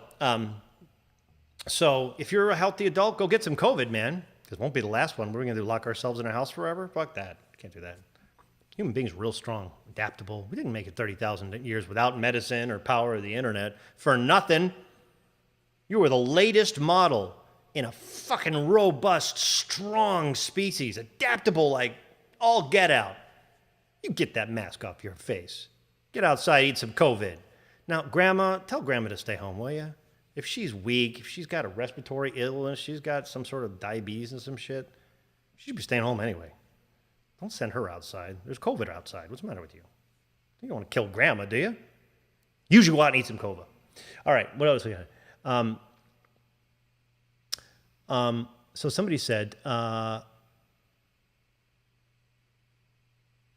for changing the topic, but I've been waiting a week to ask my questions. Fire away. When are you going to do your next Unleashed episode? Is there a discount? There's a discount still going on. It's going on. It's Corona Hysteria is the coupon code. It's all lowercase, one word, Corona Hysteria. And that'll get you 40% off. How about that? Could there be anything better? A little bit of perspective for you and 40% off on improving your skills so that you can have more truth and control over your life. That's a win-win. Get the fuck out. That's a win-win. It's the type of guy I am. Corona Hysteria, 40%. So start sending people to Mars. Fuck that. Space sucks. Space sucks. What do you want to do? Live in a human habit trail your life? Fucking plastic thing. Can't feel the wind. Can't feel grass. No oceans. Can't go outside. Can't feel the sun. Just breathing recycled air under artificial lights and drinking pee. You go. When it's transporters and we can warp drive to another Class M planet and there's all it's all those sex colonies, please let me know. Until then, you go get on that asteroid there and let me know how that's working out for you.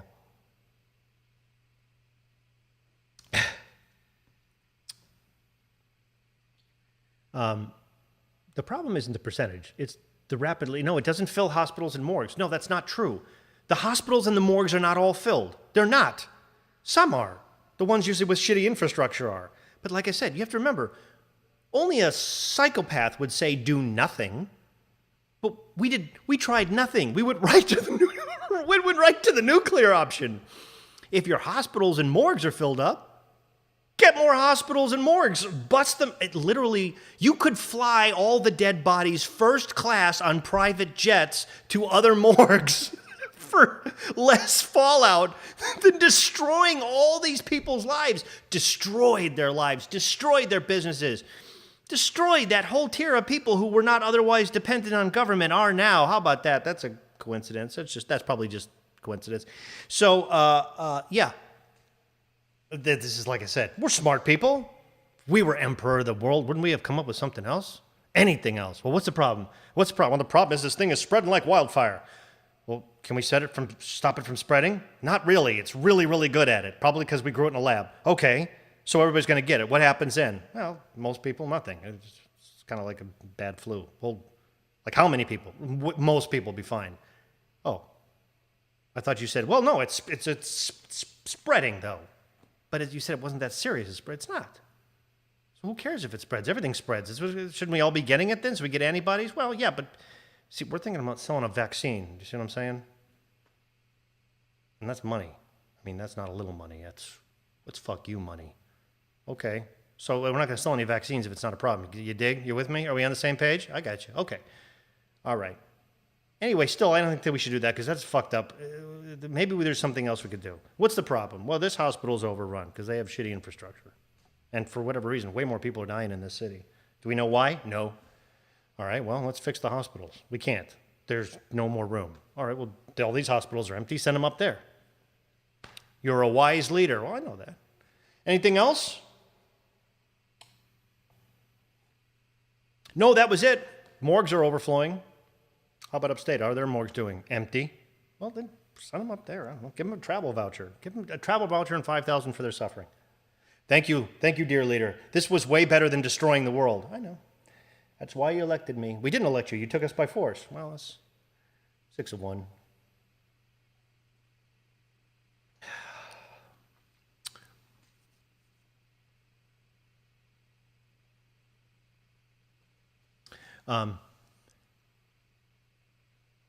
Yeah, like I said, some places got hit bad. You know what's going to be? We'll find out. I mean, there's been some. It's way too early to say, but there's some indication that. See, like I don't take vaccines myself. I've never taken a flu vaccine. I grew up in a medical family. Father's a vascular surgeon. My mother was a vascular nurse, also an ER nurse. And so in our house, unless something was dangling by a tendon, you put a Band-Aid on it, went back to school.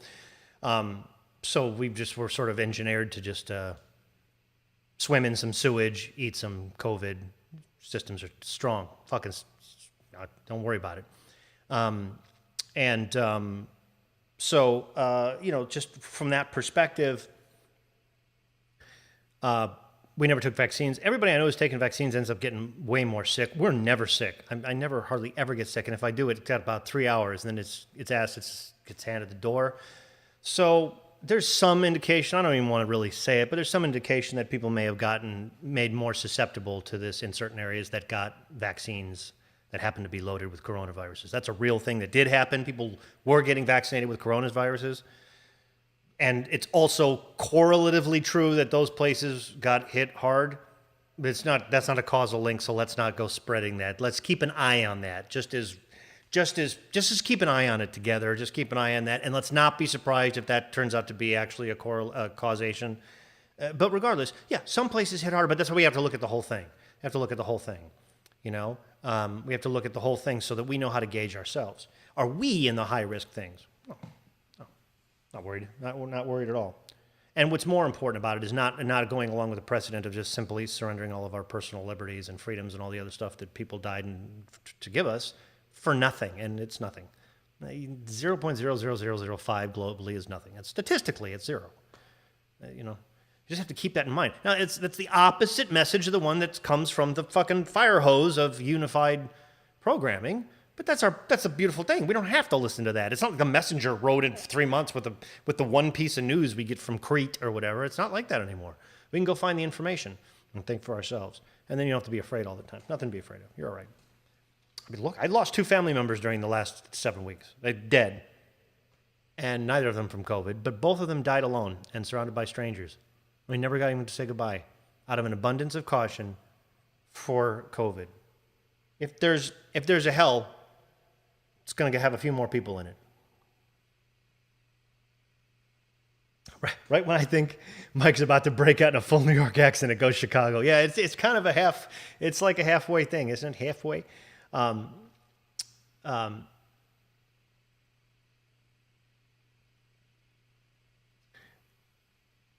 Cheers from Romania. I wear mask, gloves, and carry disinfectant with me. Like I said, of all the messages that we're not getting, right? And if you knew nothing else, nobody is going, come on now. You're tough. You're a human being. If you're not 80 and you don't, and you're not infirmed, go get some COVID. Go get it. You go get that COVID. That's what they should be saying. And then they'll be like, oh, God, how do you feel? I feel like shit this week. Oh, you got the COVID? Yeah. And then you're going to recover. And now you got some antibodies. Even if they don't last that long, for a while, your body's like, that's right. You can do it. You'll be fine. But that is not in anybody's interest. I think if you wanted to know whether or not most people would just roll over because the glowing rectangle told them so, you're like, I wonder if people would just stay home. Do they fight for their rights at all anymore? No. Most of them didn't earn it. They don't feel like it. They hate their own country anyway. You just tell them to stay home. They don't want to go to work. Try it. Just try it. Just tell people to stay home. Our grandfathers have been like, my fucking ass, I'm not staying home. I fought for this country.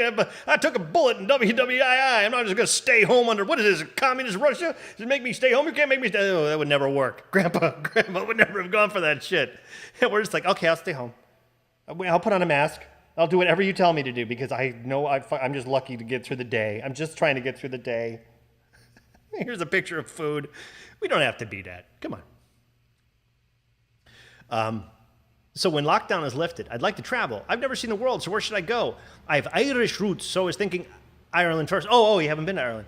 Yeah, right, that seems like a logical place is to go, back to Ireland. I think we did that. We did a pilgrimage back to Italy. My family did anyway. I actually didn't get to go. But they went to see Calabria and Abruzzi. Those are the two places that the sides of my family are from. And they just went and they stayed there, and it's not exactly like it was the turn of the century, but it's enough. It's still way not like, so, just to kind of see where your people hailed from, that kind of makes sense. Other than that, there's so much history. There's so much stuff that's happened. There's so many amazing things. I think especially you just throw a dart at Europe and there's something interesting happened wherever it landed. But I would think the most important thing about traveling is to make sure that you absorb the thing that the locals do. Live like the locals while you're there. Do what the locals do. Try to get the real flavor of the place and not like the comfort, like, you know, it's that weird thing. You leave, but this way it's like you've never left. I just go to the same malls and McDonald's. Like, don't do that. There's no reason to leave home.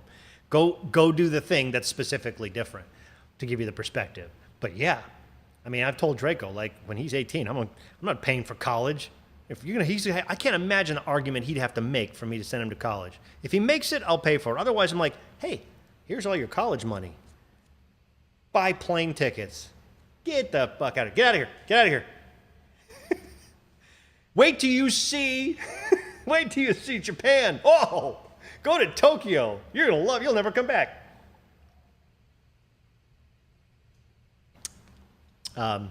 Be careful. That's boy. Talk about not my style. There isn't just some indication. Real doctors are now openly saying that vaccines cause more harm. Yeah, well, and depending on the doctors, they've been saying that forever. You just don't hear from them. They just get buried in the algorithms. You just don't hear from them. Like I said, you can get this information. It's out there.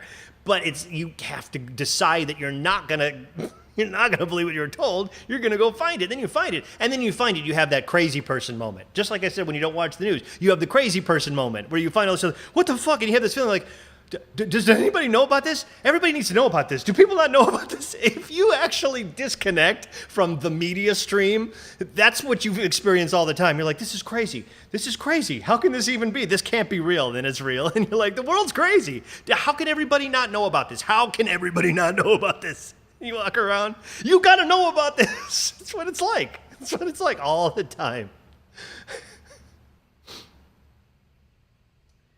No joke, I am working at a hospital in the intensive care unit, and they send me home for 3 weeks because we closed everything to prepare for the run, but nothing happened. I went to UCLA a couple weeks ago. I've told the story. And I went into the emergency room, and it looked like the set for an outbreak movie when everybody was at lunch. There was all the computers were all set up. They're all just beeping to themselves, and they were all either on Amazon or Netflix. There was no staff in there. There's nobody in there. I walked in. I've never been through a thing like that. And they're just like, do you have a cough? Do you have a cold? No. I'm like, all right, come on in. I mean, I had the band on, and then they were like, literally, like, it was like a showroom, like, any of these rooms you want. It's like, you know what? Take all those New York patients and fly them here. You guys are sitting around. It's way cheaper, and then they're not overrun. No.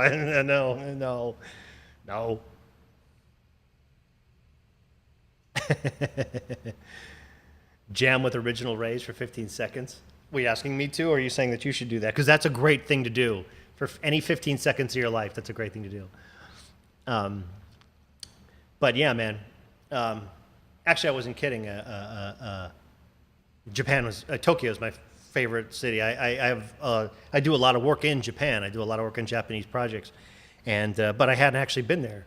And so for this one movie premiere, this Miss Ultraman movie, I went and did Tokyo for 10 days or something, and that's my favorite city ever. I mean, it looks like Blade Runner. Like it looks like Blade Runner. Like you stand, like it's just city. Like you think you've seen a city, and then you've seen Tokyo. Tokyo just goes and goes and goes, and it's just these industrial.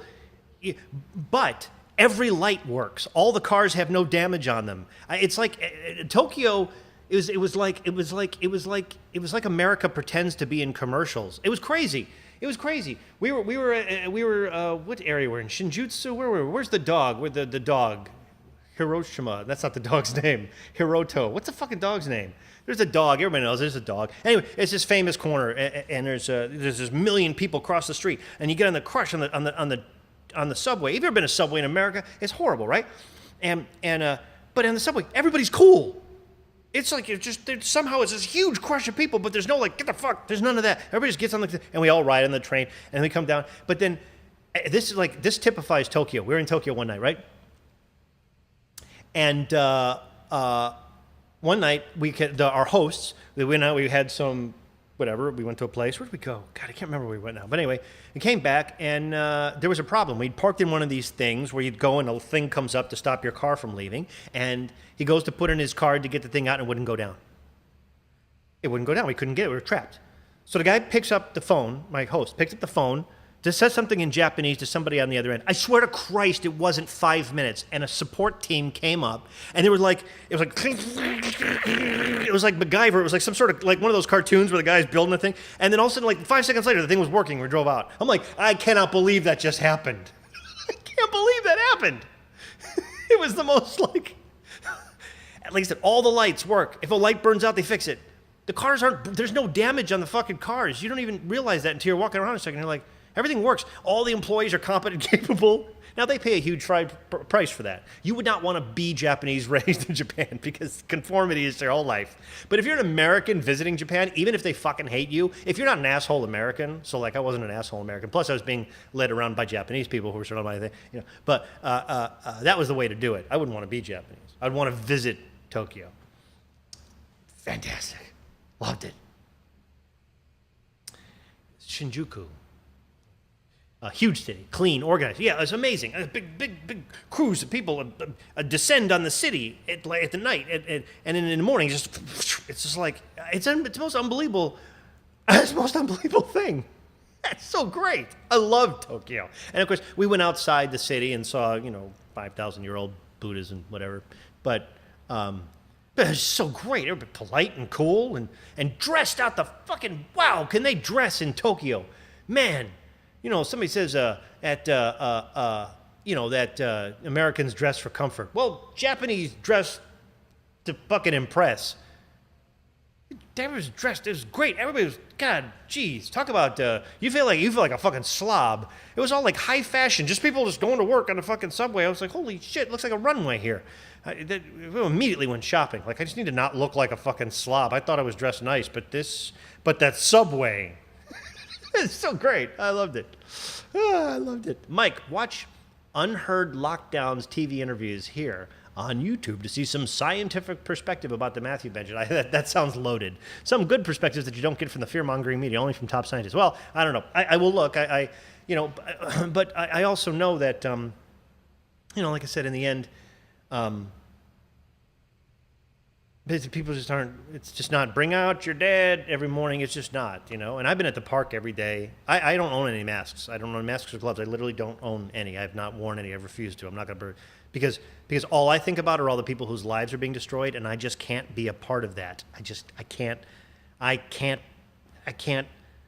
it's like they say that all evil requires is for good men to do nothing. I can't just be like, well, what are you going to do? You're going to fight, fucker. I'm not going to be a part of this. I'm not going to do that. I'm not going to help normalize this shit that's destroying people's lives, musicians especially. I just can't do it. So I'm going to the park every day. And our park out here, at least since day one, filled with people and little science groups shooting off their STs rockets and shit. So there's been pockets of people who've just been like this to the whole thing, which has always been encouraging. If you fail at composition, you have to do the honorable thing in Japan. Yeah, I mean, like, that's why you don't want to be Japanese. I got a C, and then you throw yourself in front of the train. Come on, boys.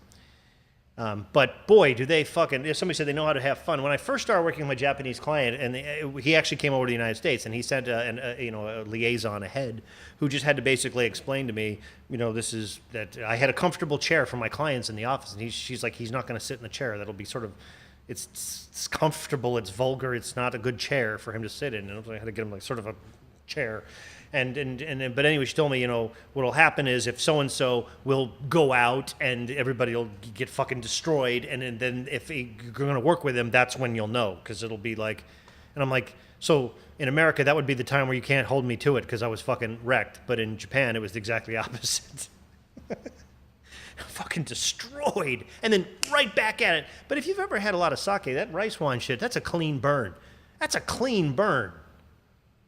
So, I mean, I've never seen people wreck. Just full-on adult males just doing headers in the street in fucking Tokyo. Just fucking up and at 8 o'clock in the morning. Hi, Mike. I'm loving your master classes. I probably got half of them. Awesome. Would you recommend giving a private orchestration teacher? No. Not until you've gotten to the point in which you. No, I wouldn't. No. Transcribe, man. Transcribe and do your orchestrations, and that way, when you finally get to an orchestration teacher, you've been like, look, I think I've got it. I've done this now. I keep seeing it. Looks right. I swear this looks right. That's the time to go to a private teacher and have them organize it for you. Same way with theory. I've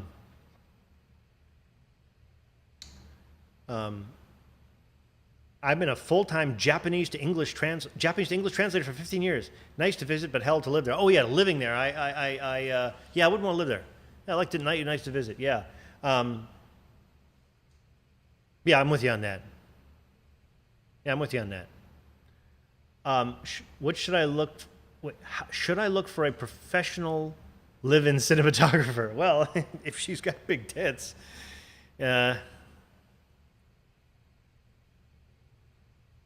My cinematographer is really, really talented. She's fantastic. And we get along, and that's all you can ask for. And she listens to this shit 24 hours a day, and she still loves me. So if you can imagine that, I mean, you can't but stand this for a couple hours, then you got to tune that shit out. Just imagine, this girl can put up with that shit all day long. She's the best. I love her so much. Yeah.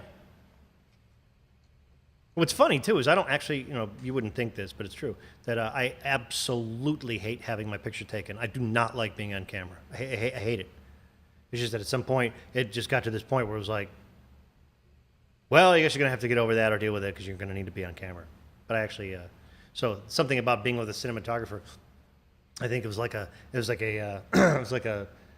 what do you call it? Like, it's just like a handicap, or no, that's not the word I'm looking for. A lubricant, that's not the word I'm looking for either. But she made it easier because at least I knew she could light me in a way that wasn't. So what is it about these killer hornets, right? I said that I put one of my tweets up that I just said, now would be the time to start screenshotting the unanimous opinion of experts that murder hornets are not an issue. They're not even called murder hornets because I was just like, just don't be surprised if all of a sudden it's like, stay inside. Because I was saying, it was in the beginning of COVID. I don't even remember that. Very beginning of COVID, all the experts were like, yeah, for people under 80, it's mild to moderate symptoms, not requiring hospitalization. When's the last time you heard that? Which is why it's so funny that that's still literally written on the World Health Organization's definition of COVID. It says it right there. I'm like, do you guys know you haven't taken that down? Because it's hard for you to do that other part where you're like, stay home, give up your lives, go bankrupt. For mild to moderate symptoms that require no hospitalization? Oh, that's old. Juilliard for 6 years as a scholarship student, plus 4 years in LA trying to do session work. Yeah. Ended up a translator because that was the only way I could make money. Well, man, no shortage of people have plan Bs. But you're actually proving another point that I've made a lot, which is that as a creative professional, the more skills you have, the more wells you can tap into. I mean, it's kind of the only way to survive. You got to be able to do a shit ton of stuff. So, if it ends up that thing is in translating or whatever, okay, there's no downside to that. When I was between albums, I picked up visual effects stuff and started doing visual effects. That had nothing to do with music. That was just another well to draw on. So don't take any fucking shame in that. You're making the money, aren't you? Just don't let it usurp all your creative and music stuff. Use it as a way to keep doing that music stuff. And if that's really what you want to do, go back. But also remember, that you can go to Juilliard and you can go to LA trying to do session work, but LA is not LA anymore, and Juilliard doesn't guarantee anything. You still got to be good, and you still have to be able to communicate to people, and more importantly, you got to have interesting shit to say, because boring people don't make interesting art. And if you're not really bringing the truth about your interesting life through your work, it doesn't matter how many years you went to Juilliard. It doesn't matter. You have nothing to say of any interest. And if you have interesting to say, but not the courage to say it, then nobody's going to hear it, so you might as well have not studied either. So you got to do all that stuff. Plus, you also have to learn how to, sell yourself. Hornets versus praying mantis is a thing. Oh, is it? Where I'm guessing hornets versus praying mantis. Well, there was a bunch of hornets eating bees. So what do they eat the praying mantises too? Or the praying mantis eat them? Which is that the twist? Is that the twist?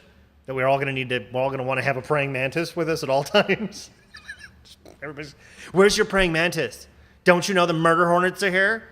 Are you killer? You selfish killer? But the scientists said that there wasn't a problem. Sorry.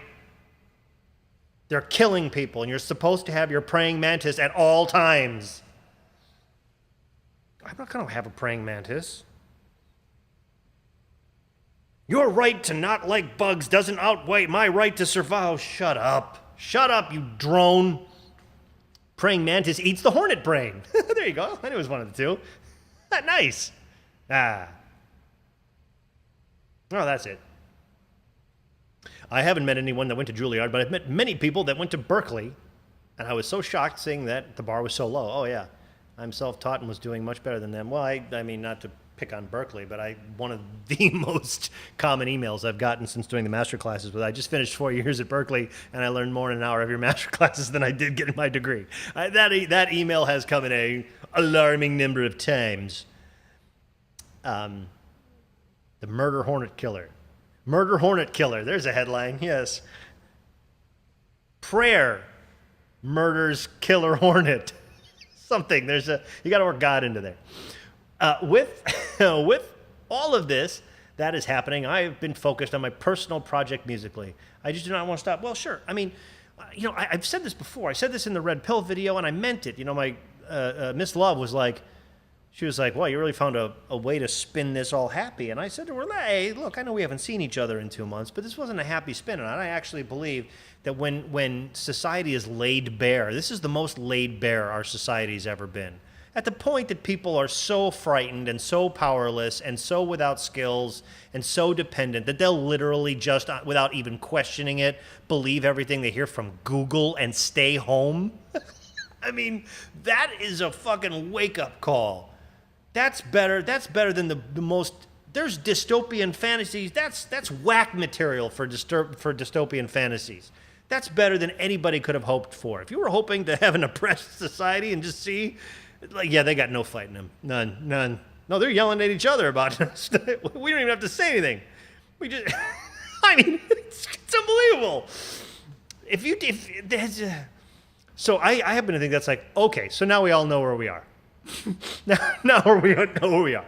Scared out of our fucking wits and with absolutely no faith or confidence in our ability to fend for ourselves and to be strong. We don't even question the stuff we're told anymore.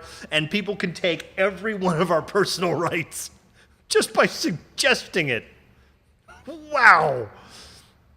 So knowledge is power. So I'm like, okay, all right, so this world didn't work. So what are we going to do now? What are we going to do now? And that's why I started tonight's video by saying, so what are we going to do? What's like the first thing that we can do?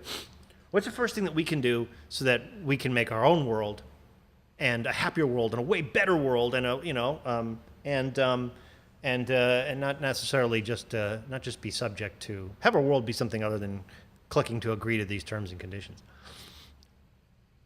Hornet cinematographer eaten by praying mantis composer, right. I mean, there's a movie in there. Somebody's got to be making the movie. Murder Hornets. If it was the 70s, that movie had been on TV already. I mean, with really shitty, like, slow motion footage of little bees. And then some guy, just one bad bee suit, would come into the farmhouse. Didn't you ever see Night of the Lepus?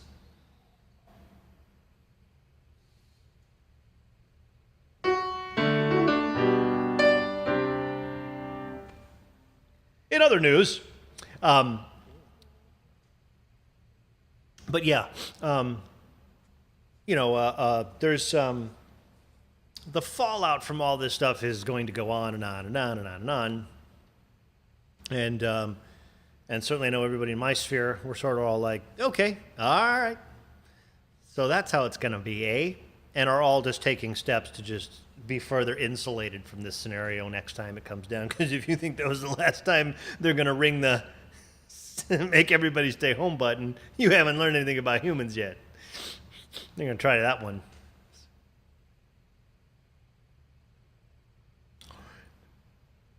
They can't believe it worked the first time.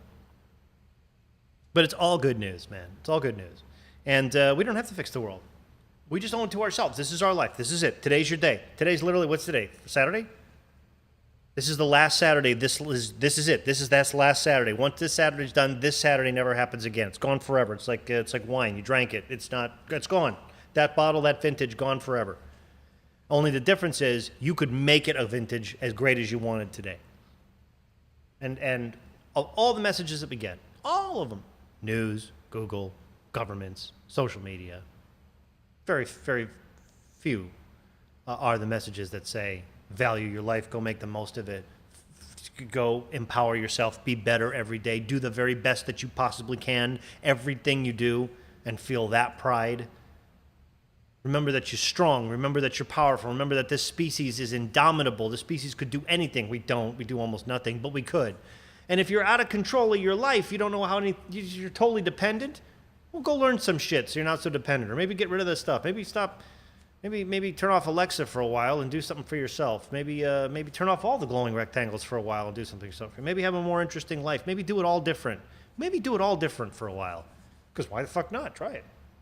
Have you ever tried being a vegetarian? Like, I'm not a vegetarian because I was not engineered to be. I'm an omnivore. That says very clearly on the blueprint for Homo sapiens, if you've ever seen it. It says right at the bottom, omnivore. Bipedal, binocular vision, omnivore. I've seen the blueprints.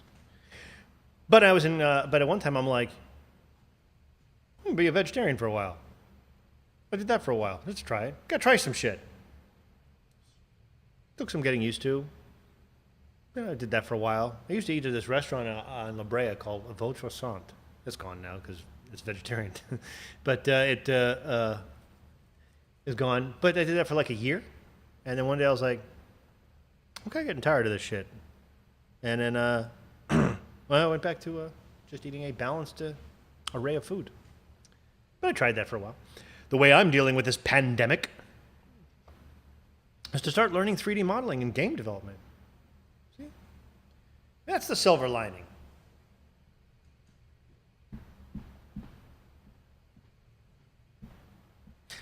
The idea is, right, that it just doesn't take us to being under house arrest for us to remember to start improving our skills and do things other than passive watching of the rectangle, right? I mean, that's the thing, right? I mean, so that's what it takes. But remember, for all the people that are, are learning 3D modeling and doing stuff like that, there's all the people who've primarily spent the last 7 weeks on next door applications like the Stasi reporting their neighbors for not wearing masks and reminding everybody else that they're killers if they don't believe that the virus is going to destroy humanity because they have calculators in a 4th grade math education. She don't eat meat, but she sure liked the bone. She's vegetarian. She don't eat meat, but she likes it. But, well, yeah. I like that. I'm learning jazz guitar myself. That's good.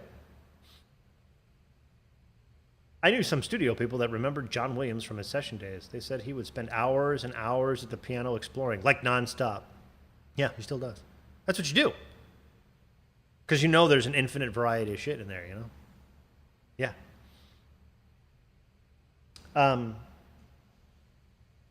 No, I mean, artists have, we have lots of options. We can reflect or we can suggest. They're both noble and both necessary, And so it would not be hard to write a destabilized COVID piece that was all like, eh. But then on the other side, it's like, well, maybe instead we'll write the one like the post-COVID, the world, like this coming back stronger. Like, that's another thing when you think about it. Like, you're not hearing this message. You're not hearing, you know what? We're going to come back stronger than ever. We're going to beat this thing. We're human beings. We're Americans. For these sacrifices that we made, we're going to do this. We're going to overcome. We're going to power. You don't hear that at all. You'll hear from the opposite. You'll hear like, getting used to a new way of life. Why Americans will be trapped behind the mask for the rest of time.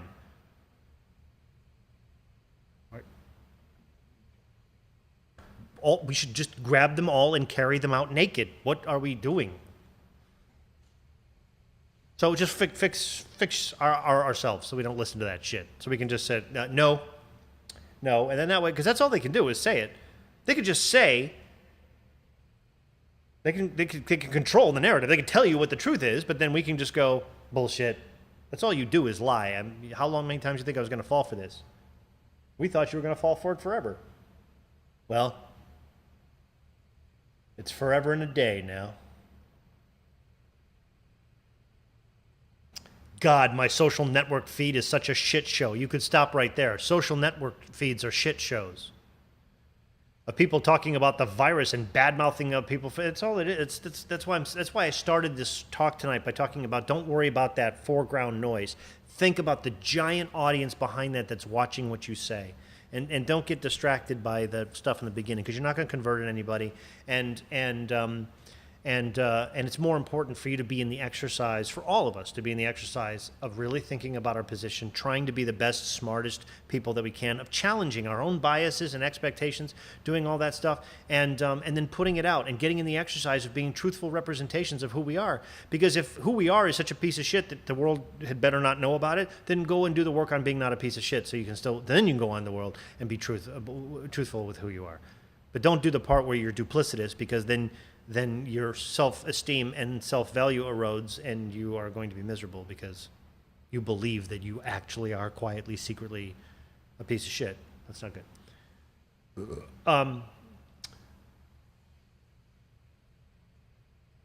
Thanks, man. I'm actually a programmer in my day job. I've never seen myself as a something. I've always been interested in a lot of things that let you be creative. What do you mean as a something? You don't know. You don't know. You put anything out in the world, especially now where everybody in the world can get to it, you will get, man, I will tell you this, you don't need a million adoring fans. You get one letter a year from a stranger that you would never have met, that you have no idea how they even got your work. And that letter says, your work changed my life or meant something to me. You tell me how many of those you need to redouble your efforts and work that much harder and feel like you have value in this world. You don't need many of those to feel the honor and the pride of it and to feel like, holy shit, somebody's actually listening. This shit makes a difference. God, Jesus Christ, I got to work. I didn't know I had that kind of influence. I didn't know I was really making a difference. You bet you are. We're all connected now. Everybody's watching. So fucking get to it. Start woodshedding. Are you kidding? Are you kidding? It's a glorious, beautiful thing. So if the company that you're working for doesn't make you feel like you're doing anything, if your society tells you all the time you need to be afraid of them, those aren't your people. Fuck that. Just put that in its place. Compartmentalize. And start turning your attention on the places that you have control and that you can make the difference. And that you can just say, you know what, world's better because I'm in it. I can prove it. If for no other reason than the fact that I do the best job that I possibly can every day that I do it, no matter what the job is. You tell me do anything. Go clean the fucking toilets. I guarantee you can lick that toilet when I'm done. That's the kind of person I am. Imagine if the whole world was like me. You just have that little conversation between you and you and you. Every time you do the very best job that you possibly can do, I don't care, when you're by yourself, you just go in the fucking mirror and flex in front of the mirror and just go, fuck yeah. And just try that. Try that for a week straight. Try that where you're just like, you know what? Fucking lazy fuckers out there. I fucking bring it every day. I bring it. That's why my work is so good. Nobody even appreciates it. But I do. I see what you're doing there. You just have that conversation with the person in the mirror every day for a week. You see how that goes. That changed your life. That changed your whole fucking life. That changed everything. That changed everything. You don't need a Wellbutrin. You don't need that Effexor. You don't need to binge eat or binge buy shit. You just walk in front of the mirror. Like, who's that fucking badass? I want more mirrors in this house. Honey, put up more mirrors. That's what happened when you know that you're the shit because you bring it. You could just start with that. Just start with being the shit at everything that you do, especially the little menial shit that seems like it doesn't mean anything. Start with that because you can do that right now. Right now you can do something. Yeah, I took out the trash. Then I washed the fucking trash cans. I washed them inside and out with a toothbrush. I Lysoled that shit. You bathe the baby in it.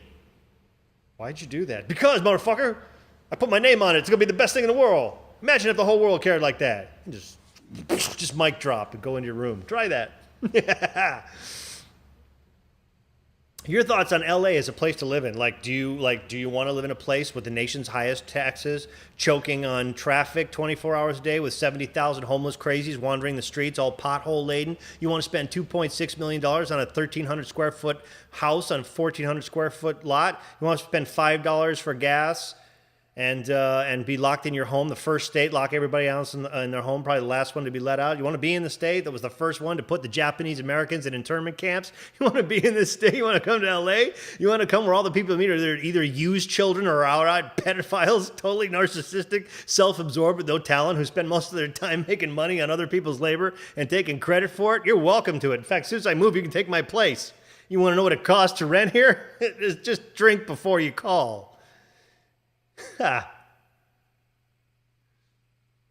People are like, I'm a musician, which means that they will unlikely start learning other things because they're not those other things. Look, fuck other people and fuck what they do, and you know, don't worry about it. Nobody's got it figured out. The whole world's a fucking mess. At the point that everybody's locked in their house for COVID, you can just go, okay, this didn't work. This y'all fucked up. But now you just get to make it your own world, however you want it to be, which is way less fucked up if you want it to be. This is a good time. Come on, relax. You're good. This is all good. Trust me. We have everything we need.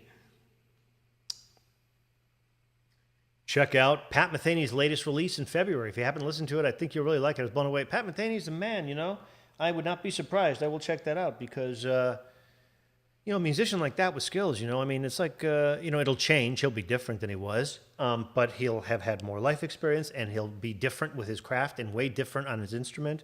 You know, it's like John Williams' music is way different than it was. Some of it, in some ways, it's not ever going to have the energy that it had, but it's way more efficient. John Williams' writing is so efficient. It's just, it's like, it's not an ounce of fat on it. It's incredible. So it changes. So I will check that out because, I mean, it's Pat Metheny.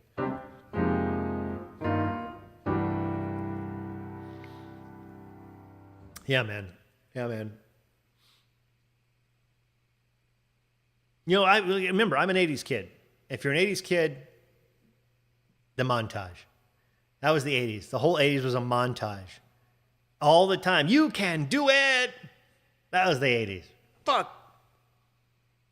So somewhere in our blood, we just got this thing like, bring it. Bring it.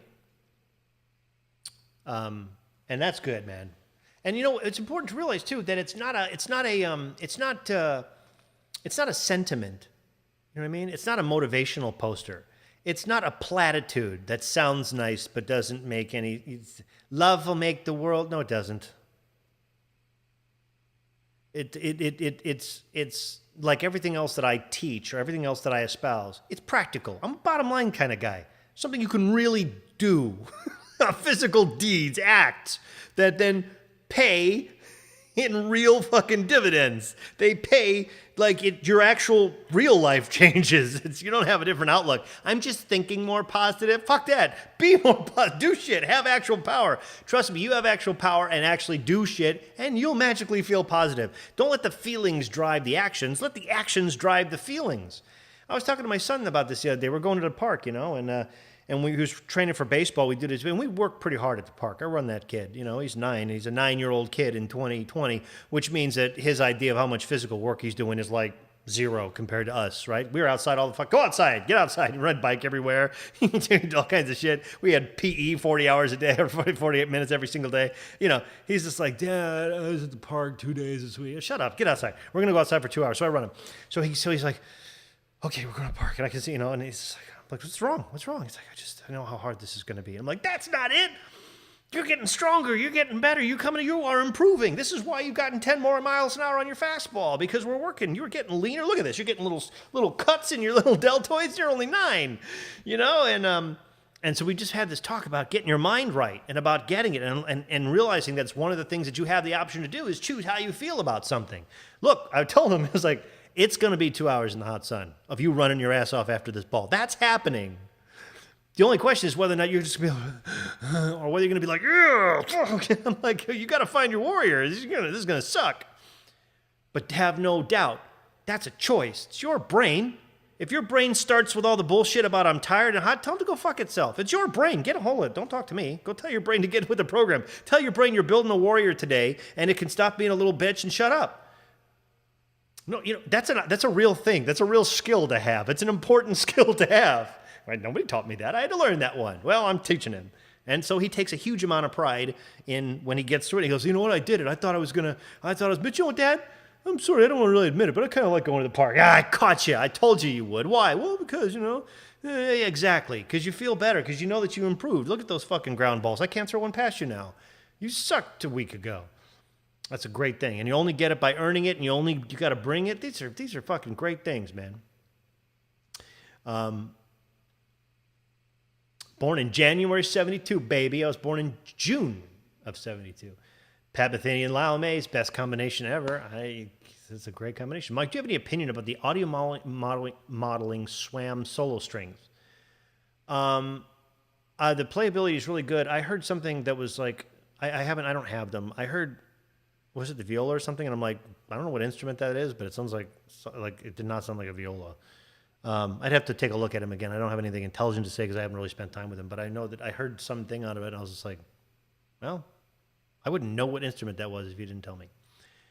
The track From This Place is a composition that is simple, but better than any of Pat's other tunes. Brings tears to your eyes. From This Place. All right, I'll check it out. You sold me. I will check out Pat's work.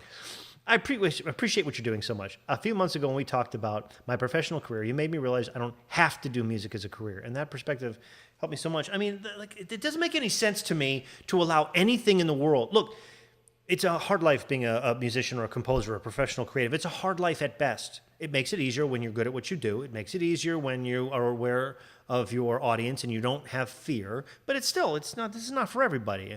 And so we have to be extra protective about our work and about our lives. We cannot allow things to come into our lives that turn it into any other fucking job.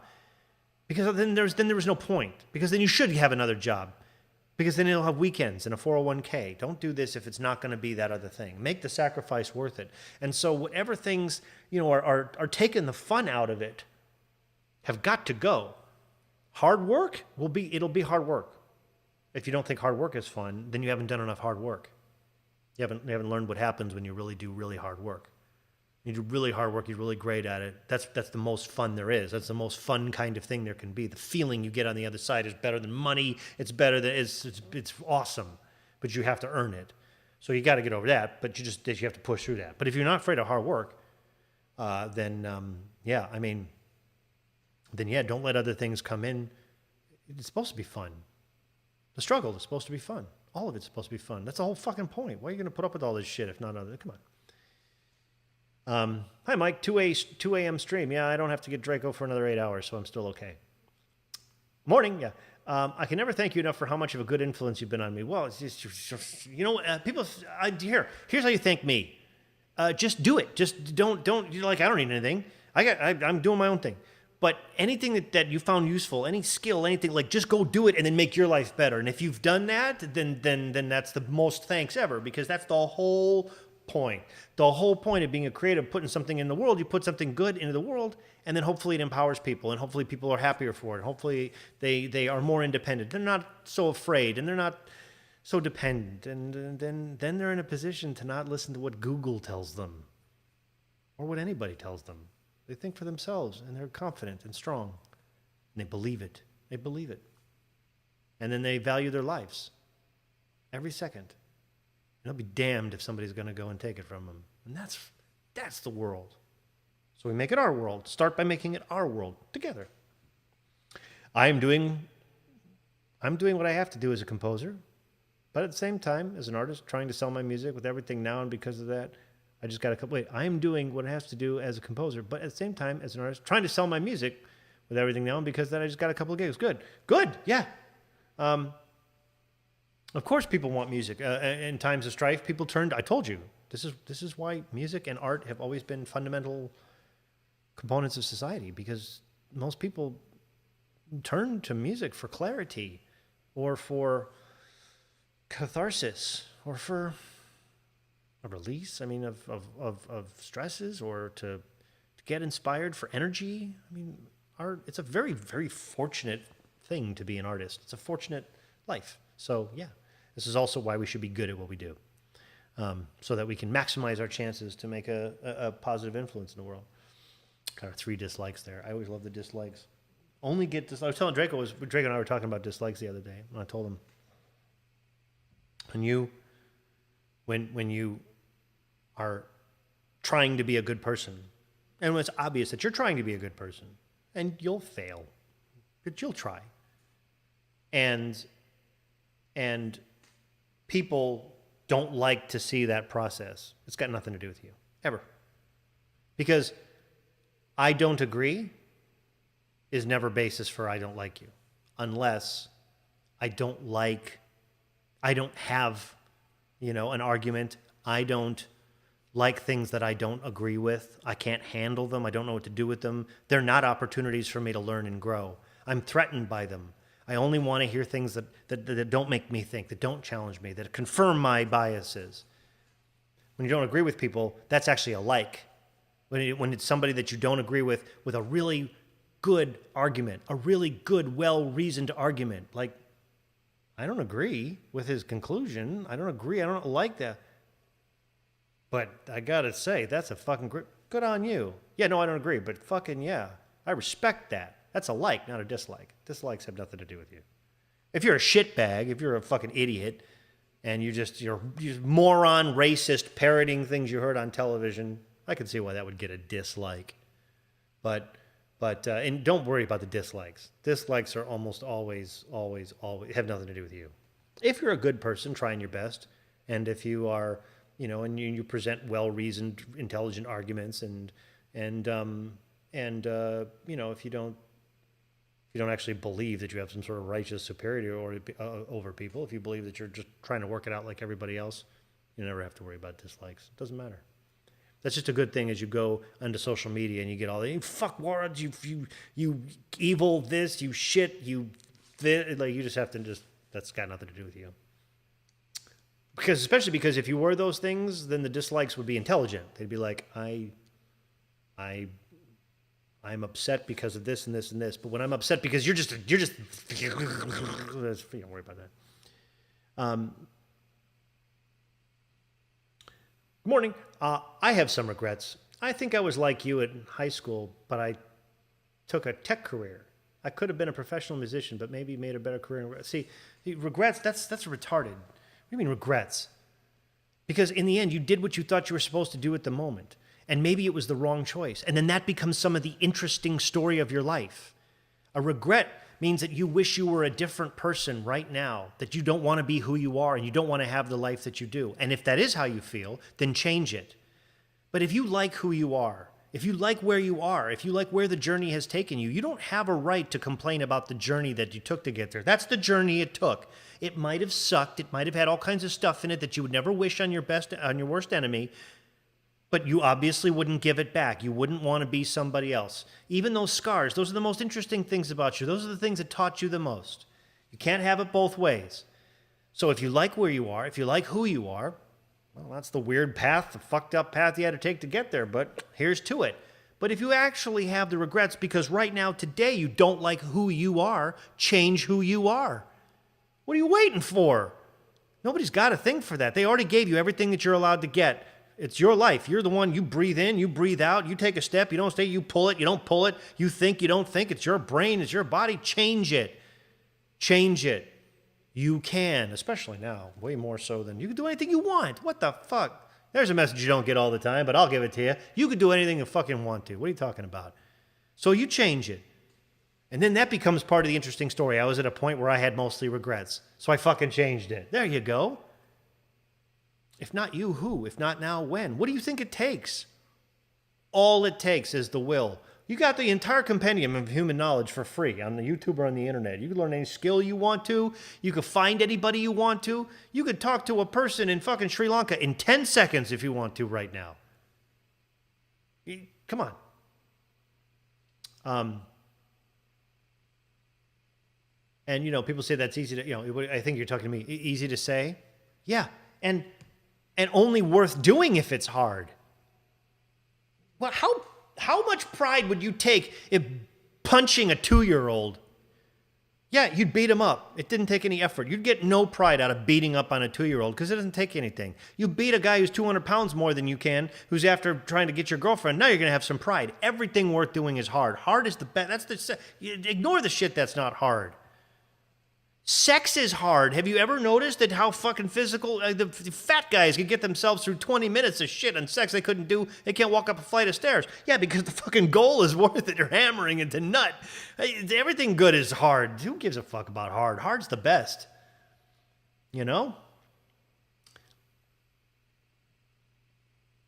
It's great how you tell everyone that knowledge of music theory is not necessary. It's not. It's a language to discuss music. It's not a language to create music. That's the biggest. It's a fucking.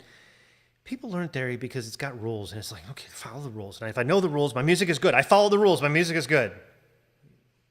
No, your music sounds like you followed the rules. I didn't go outside the lines, therefore I'm a painter. No. Thanks, Mike. I'm in the process of changing. Yeah, that's life. Also, by the way, is change. What do you want to do? If you're done changing, then you're ready to die. Are you done? Are you done? Life. The goal of life isn't to finish. A lot of people treat it like that. I just want to stop. Okay, that's coming. Without you doing anything, I guarantee the stop is coming. How about you do all the going you possibly can, seeing as the stop is coming, and sooner than you want it, no matter how long it is. You just want to just. Do you want me to get you a fucking coffin? I can do that. Hello from Pakistan. Hello, I've learned loads from you. Thank you. You're welcome. Thank you from. I love it. We have a super international crowd. I don't know if you like. It's one of my favorite things about it. These guys are coming in from all over the world. I'm like, how beautiful is that? This is my point, by the way. What's more better to prove my point than we're all connected and you can make the world that you want to be? That my fucking chat roll has for every continent on it. Mike, who do I go to if I just am in the mood and want to lose an argument? If I really want to just lose an argument, I'd probably go first to my father. That's the first person I would go to. Second person that I would go to lose an argument. See, I can think about people that the argument I would stop participating in it because their put downs would be so good. And I would love to debate with people that have done, like, people. I hadn't really watched any Joe Rogan stuff. I like Joe Rogan's. I saw some Joe Rogan stuff, and I just I like the way that he explores things, such that I think it would be challenging to talk to him about stuff because he'll call bullshit on stuff. I would have loved to. I don't have a ton of people that I debate with. Usually myself. It's usually me just trying to make my own worst enemy. As most of the conversations happen in my head, me just trying to pick apart every argument. I hate arguing against myself because it usually will come up with a point against my point, and then I got to go away for a day and try to figure out how to beat it. But my first thought would be, if I really wanted to just go a thing where I thought there was going to be an angle I hadn't thought of, it would probably be my dad. Failure is a human construct. I've reframed it such that there is no such thing. Only fail if you fail to learn. And there's always something, well, that's the thing. Like, because failure, you learn stuff. We learn more from our failures. We just do. It's the hard stuff. And plus, it's the most interesting stuff about our scars and our wounds and all that shit. And as artists, that's equal. It's like absolute value. It's all equally good material. So, one thing I've never tried to do is maximize my happiness, because life is about half happy and half misery. It's just like that. So instead, it's try to really drink of the misery as fully as the happiness, knowing that it's going to change back into happy. It's like the movie. It's like you're in the second act. The second act of the movie is when everything goes to shit for the hero. But don't worry. He's still going to blow up the Death Star at the end. Is right now he's got to be in the fucking trash compactor. You just relax. And Obi-Wan gets his head chopped off. It's just all shit right now. It's all shit. But the movie's not over. Don't worry about it. So when you're in the shit time, you just sort of, this is the shit time. Yep. How are things? Shit, pretty much. Are you depressed? I guess right now, but it'll go back to what it is. It's how it goes. It goes up and down. It goes up and down. I'm looking forward to the thing, but right now, yeah, pretty much everything's fucked up right now. But I'm getting way more interesting right now. This will be the interesting time. Like, you just have a philosophical approach to it.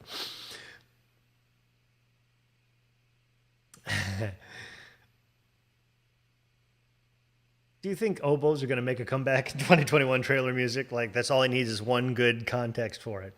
I feel like school systems didn't really describe art like it is because they just taught to analyze it. But art needs to be taught by artists. They're not, and inside of a school structure, there might have been a way it worked. I did a lot of art. I don't know if I learned anything about it.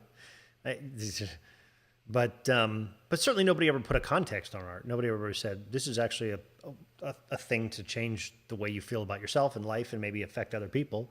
No, it's like, no, we're just going to make your shitty ashtray and put it in the kiln and give it to mom. No, Mike, all good musicians know music theory. Well, you might be being clever there. Because in a way they do know it, right? Because they know what's the underpinning of it. They just don't know what it's called. Right, which is the point. I committed to transcribing the tune, the Metheny tune. Good. Jordan Peterson, maybe. Somebody mentioned this guy a couple of times. Who is Jordan Peterson?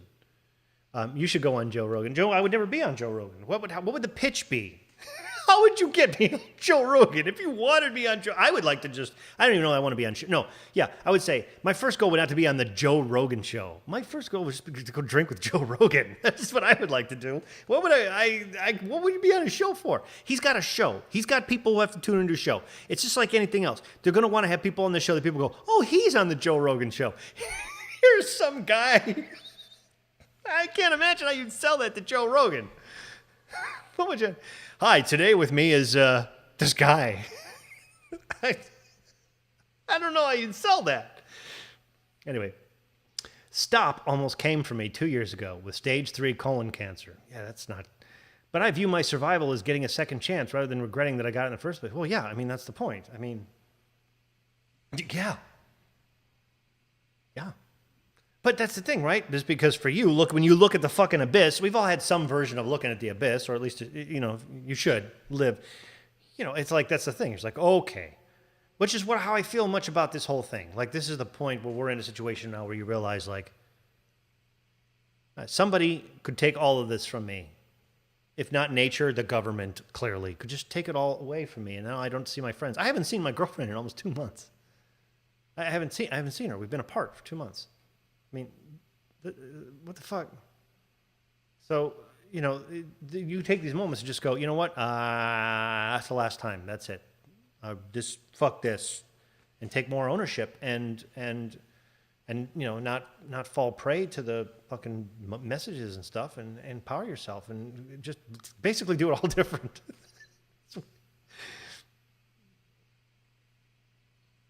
You should be Rogan's guest. I really appreciate you guys saying that, because I think that would be cool. It's not a goal, but if I was in a place and Joe Rogan said, Joe, I've seen 2 of your podcasts. I like them.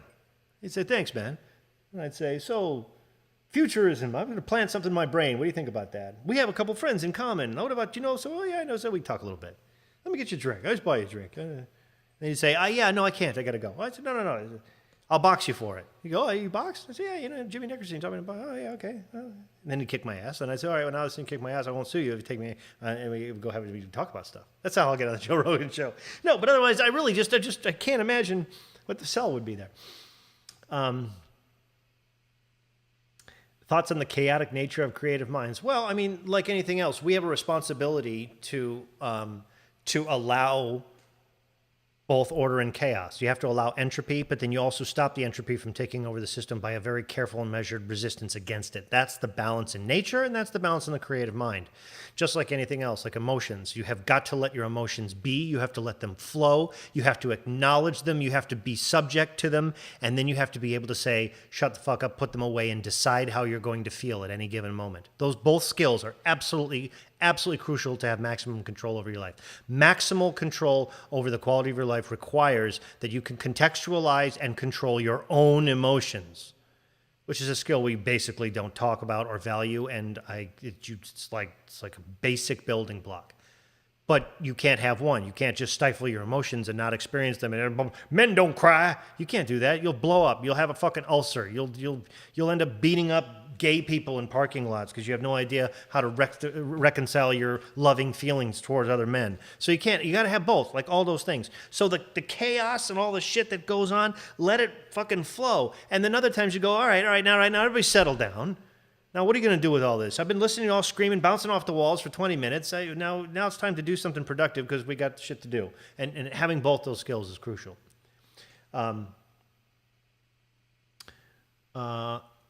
Jordan Peterson is a modern philosopher and a Stoic, just like me. Oh, okay. Well, I figured I wasn't the only one.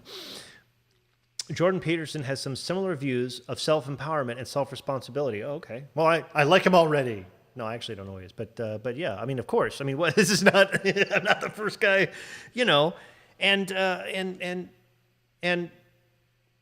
what's funny, right, is that like I've heard his name and nobody else is really mentioned for weeks, which means that in all of the media that we're watching, there's just not a whole lot of people, which of course is not true. There's millions and millions. We just don't hear from them. Who are giving you the messages of empowerment and positivity, right? There's this one guy, he does it. There's two now. You know what I mean? Joe Rogan's guests are people no one's heard of. You're perfect. Oh, okay. Touche. 2 months is hard. Yeah. Just pitch him your Zimmer quote. Yeah, that's true. I find music theory really useful comprehending the stuff I transcribe. You know, it can be, but I will tell you, that can also be misleading because developing your own understanding of the pattern on your own terms, coming up with your own relational database with your is more worth it than having somebody hand it to you. Your understanding will come from you're like, everybody does this thing, and you come up with your own thing about what it is and the own definition of the rules that make it. Like, forget there was like, if you were discovering it for the first time and you came across it like it was a new element, and how would you describe the dynamics? How would you describe how it works? That is where your real understanding is. I wouldn't go to theory until after all of that, until you really have an understanding of it. Then get a label for it. I think you could be selling yourself short that way. Failure is different from challenge. Overcoming challenges are survival mechanisms, but if we continue to view ourselves as failing, words matter, self-communication, they can, but you also know that I don't believe that words have any absolute value, because they don't, right? The words have only the value we put on them, which is why somebody can call you a name in another language and it doesn't mean anything because you don't understand it. And similarly, you can't get angry about something somebody says without first valuing their opinion. That's a fact. You must first ascribe the opinion value in order to have a feeling about it. So no matter what the words are, it is your mechanism that says these words have value. No matter what the words are. I love you. I hate you. Still, you have to say, I value these words. I value the person. When you see the homeless crazy person talking to the light pole, you don't get mad when they look at you and go, you're a racist, right? I've used this example before because you contextually have gone, crazy person, words mean nothing. There's never a time in which you don't have the power, we don't have the power to decide how we feel about people's words. So words don't have any power but that which we give them. That's a fact. We don't always acknowledge that. Most people have never even remotely started to practice that, but it's true. And wonderful once you realize that, which is why at some point when somebody's yelling at you on social media, you just, right, I'm looking for your argument. Right, fucktard, right, yeah, evil, right, gotcha, yeah, right, I'm just looking, do you have a point? No point? 3, 2, 1, no point. Without being like, yeah, well, fuck you! Like, what do you care? Apparently you care enough to get upset about it. You just did that. That's a choice. That comes back to controlling your emotions and valuing your time. Mike, you should have your own talk show, and invite musicians who are not afraid to talk shit about the business. You know, I talk to musicians all the time, which is why I know that you could barely find none that would talk about the business, because for that exact reason, because they're like, because if people knew what I thought, they wouldn't hire me. And they're right, because most of them are working in Hollywood. Hell, you don't have to have an opinion. All you'd have to say is, I voted for Trump, and you will not work in this town. That's how tolerant and wonderful. That's all the moral exemplars that run this town. There's literally, you'll get assaulted. We were my other home is in Florida, and we were at this, we went to on the first Sunday. They have fucking good old fashioned redneck swap meet, which is fantastic. If you've ever never been to a fucking swap meet, that's fucking great. They're so great. They're so pure. And of course, if you go to a swap meet outside of Orlando, Florida, you bet there's going to be at least a couple of, people have brought their carburetors and their old World War II knives and Trump stuff. There's Trump, you buy Trump hats. I was like, I wanted to buy a Trump hat. I didn't vote for Trump. I don't even vote. I wanted to buy a Trump hat just to show my little boy what happens if you walk into Los Angeles airport with a fucking Trump hat on. I said, you know what? We'll go to LAX and we'll go to the Coffee Bean. I'll wear this fucking Trump hat. And then I thought, you know what? That's putting my son in harm's way. It's unique to humans. I'm pretty sure a cat doesn't think of himself a failure if he doesn't catch a bird for dinner. No, they don't think that way. Everything that can put you in a less stable position is threatening your life and nature. So every failure you have will ultimately put you into a more unstable position. Overcoming that is survival. Getting kind of deep in there, I guess I get you. Right words having different meaning to different people. Society had programmed the word failure from childhood with report cards. Well, but again, there's nothing wrong with failure. Draco hears failure and suck plenty. It's just that it's never, ever a death sentence. It's always, just like Unleashed. So this sucks. Now let's fix it. It's just a stepping stone. It's just a part. In fact, mostly what we do sucks, and most of the stuff we do is failures until we really learn to do it. Draco's learning, jump, and he gets frustrated with himself when he does it for 2 hours straight and he can't do it perfectly. I'm like, dude, that's why it's going to feel good when you get it. It's mostly failure. You mostly fail, and then you'll get it. That's the life. Most of the stuff we write sucks. So there's nothing wrong with failure. There's nothing wrong with being honest about how devastating a failure it is. Just so long as you realize, yeah, that's the process. That means we're on our way. It means we're a step closer toward success. That means that's the truth. It's like, no, yeah, I failed. Go get him next time. Gonna have to fail 10,000 times. That's how it is. It's all right. It's good. I bought a 10-acre farm soon after my first son was born so that my kids could learn how to raise animals, grow food, make fire, basically survive independently if they needed to. Yeah, that's forward thinking. That backward thinking is forward thinking. That's a beautiful thing. That's why my son comes with me to Florida, because he does all that shit in Florida. He does all kinds of other. We do welding. He shoots guns. There's hunting stuff down there. We build shit, fire. We do all that stuff. That's exactly why. It's like, what happens if they turn off the power? We're good. They turn off the power. I turn off all the power. We're fine.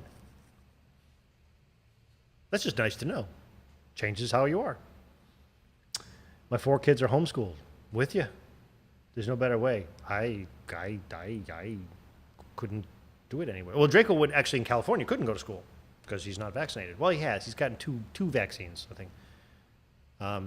But in general, he hasn't gotten the 14 pages of just chemical pincushion. We didn't do that to him. So he can't go to school. Hey, dude. What's up, dude? Took me forever to cop a Jeff Lorber tune. Time well spent.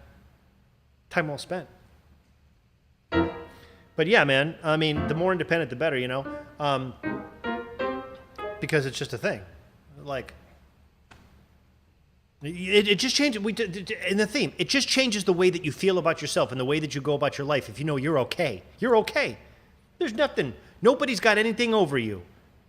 We're going to turn off your internet. Fuck you and your internet. I'm more interesting by myself anyway. We're going to turn off your power. I don't need your power. I could probably make power. Grocery stores are empty. I grow shit and hunt shit.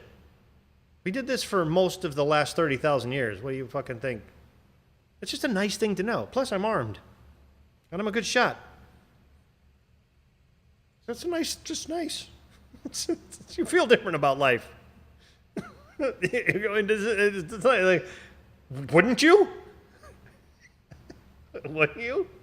How could you not feel differently about your life? How could you not feel stronger and less afraid if you know that everything that you have could be taken from you and you'd be fine? A piano doesn't run on power. I play all day and turn off the power. Turn off the power, I can still play. I can start a fire, everybody gather around the fire, eat some food that we grew, shoot some stuff, anybody tries to get on the property. It changes your life. And then Google comes and goes, the death hornet's going to eat you, and the murder hornet's going to fuck you. What do you think happens while transcribing various tunes? Does the subconscious end up collecting a lot of vocabulary? Yeah, it does. It begins to, because it's your brain's default, the way your brain works is it will search for patterns, it will find patterns, and however chaotic an input stream that you give it. And inside of that pattern recognition between multiple in sources, sometimes ones that are very disparately manifest, it will find patterns, and in that pattern is the actual understanding of it. And then at some point, when you gain it's like a causal understanding of it. You'll understand causal relationships between an infinite variety of dynamics, probably more than you could consciously keep track of. And that understanding will allow you to control it. And you'll be also able to control, thus, the effect that it has on people and how they react to it. And then at some point, something gives you a label for any one of those particular devices. That's just helpful for organizing it. But yes, in the doing of a thing, and your brain cannot help but we're engineered for efficiency. So if it can find 5 separate things and realize that those are actually one thing, it will do that in terms of knowledge. That way it doesn't have to memorize 5 things and consider 5 different dynamics. If it can see, wait a second, these are all the exact same dynamics, so we can reduce those to less. That dynamic now handles all these things. That's how all processes in nature work. They look for efficiency, the least amount of effort, less is more. So it's like if you've ever gone running or if you've ever gone weightlifting, that's why if you do the same action in weightlifting, your body will figure out how to get the same result with the least amount of effort, which is why you have to keep changing up the kind of exercises that you do. You have to hit the muscles differently because your body will learn how to take the growth out of it. It'll learn how to do it efficiently, and then you'll stop growing, or if that's your goal or whatever it is. That's why you have to keep changing it up. It's the same thing with your brain. Your brain's goal is to try to make as efficient the learning process and the storage process as possible. So it's doing that by design. So feed it enough input that it can draw these patterns, thus the understanding. And in the moment that it's able to see those patterns and reduce it to the simplest, most efficient form of storage, your understanding of it will be permanent and flexible. Mike, I'm afraid that being vulnerable about my failures and flaws publicly will taint the perception people have of my work in this business. So you ultimately all you've said is, I am afraid, and my fear controls my life. I'm afraid of all of these things. You said it. That has an end game, and that has a maximum cap of success, and that you will never cross. Fear is not allowed in the boat. You'll never ever. That's a sacrifice you will have to make to go on to all the other destinies. There is no way to reconcile the two. You can't have it both ways. You can choose whatever. It's your fucking life. You can choose to be where you are. That tends to bring a lot of regret with it and tends to bring a lot of things. But no, fear, you fuck up the whole thing.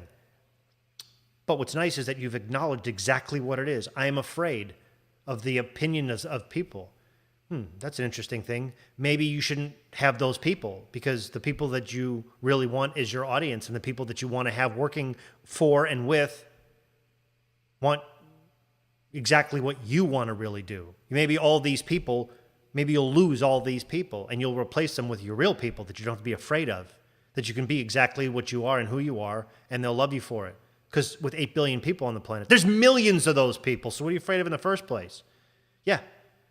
Yeah, all the people who thought I was this aren't going to be my friends when they find out I'm not. Yeah, you're probably right, yeah. But you're not, so how long you want to live the lie? What about all the other friends you might get as soon as people find out that you're way more interesting than that dude? That's a choice. It's your life. Am I a Muslim? I don't belong to any organized faith. I was raised in the Catholic Church. I've read the Quran twice. King James Bible a couple of times. I've studied Eastern philosophies and Buddhism, and just to know what I was always looking for is, okay, everybody disagrees about a lot of stuff, but what do they all agree on? Because that's probably the truth. So no, I'm not a Muslim, but I'm not a Christian either. I'm not a joiner. I'm not actually belong to any groups consciously. That's just a thing. I just don't. I'm not a group kind of guy. While I think being independent is good, you cannot avoid being dependent in a country that has industrial production, because a lot of things you mentioned make you independent are made. If you recovered 10% of your power, you're in 10% better position. And the truth is that, like anything else, you don't have to out and out reject the world that you're living in. You don't have to out reject.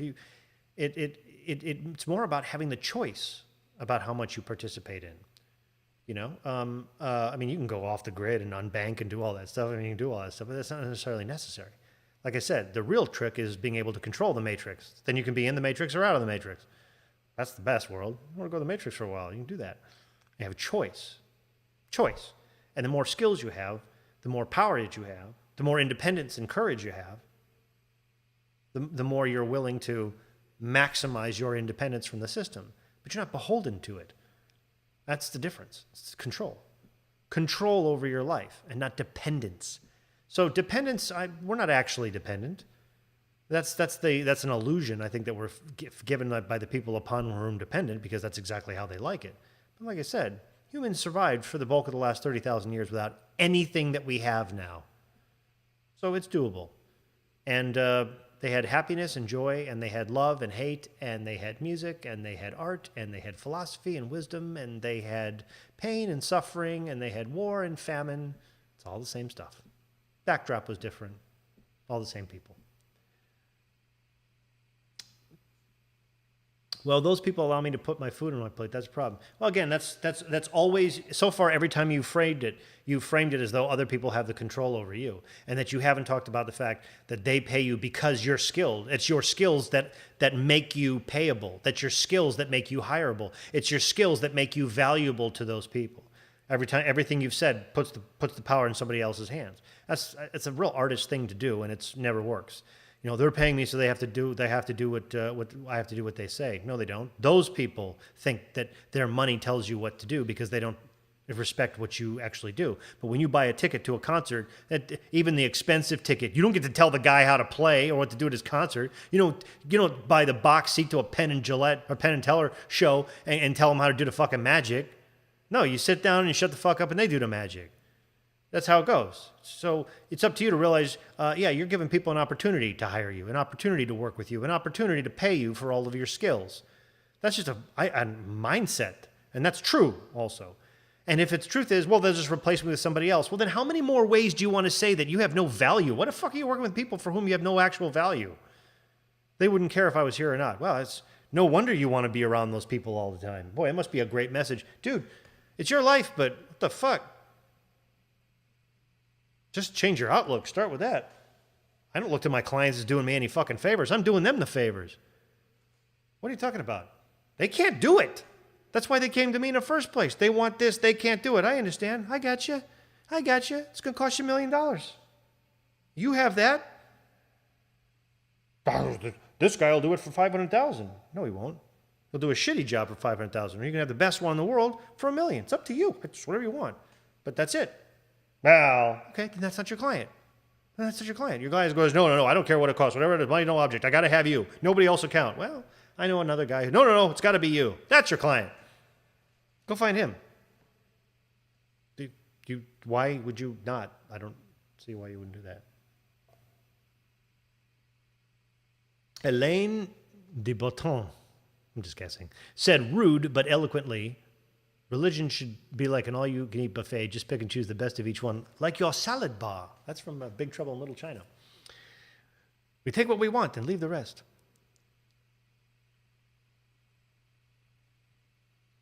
But yeah, I mean, like I said, there's always, like, when you find yourself just sort of habitually, almost pathologically framing everything in your life as being powerless, well, then you've gotten the message real clear, haven't you?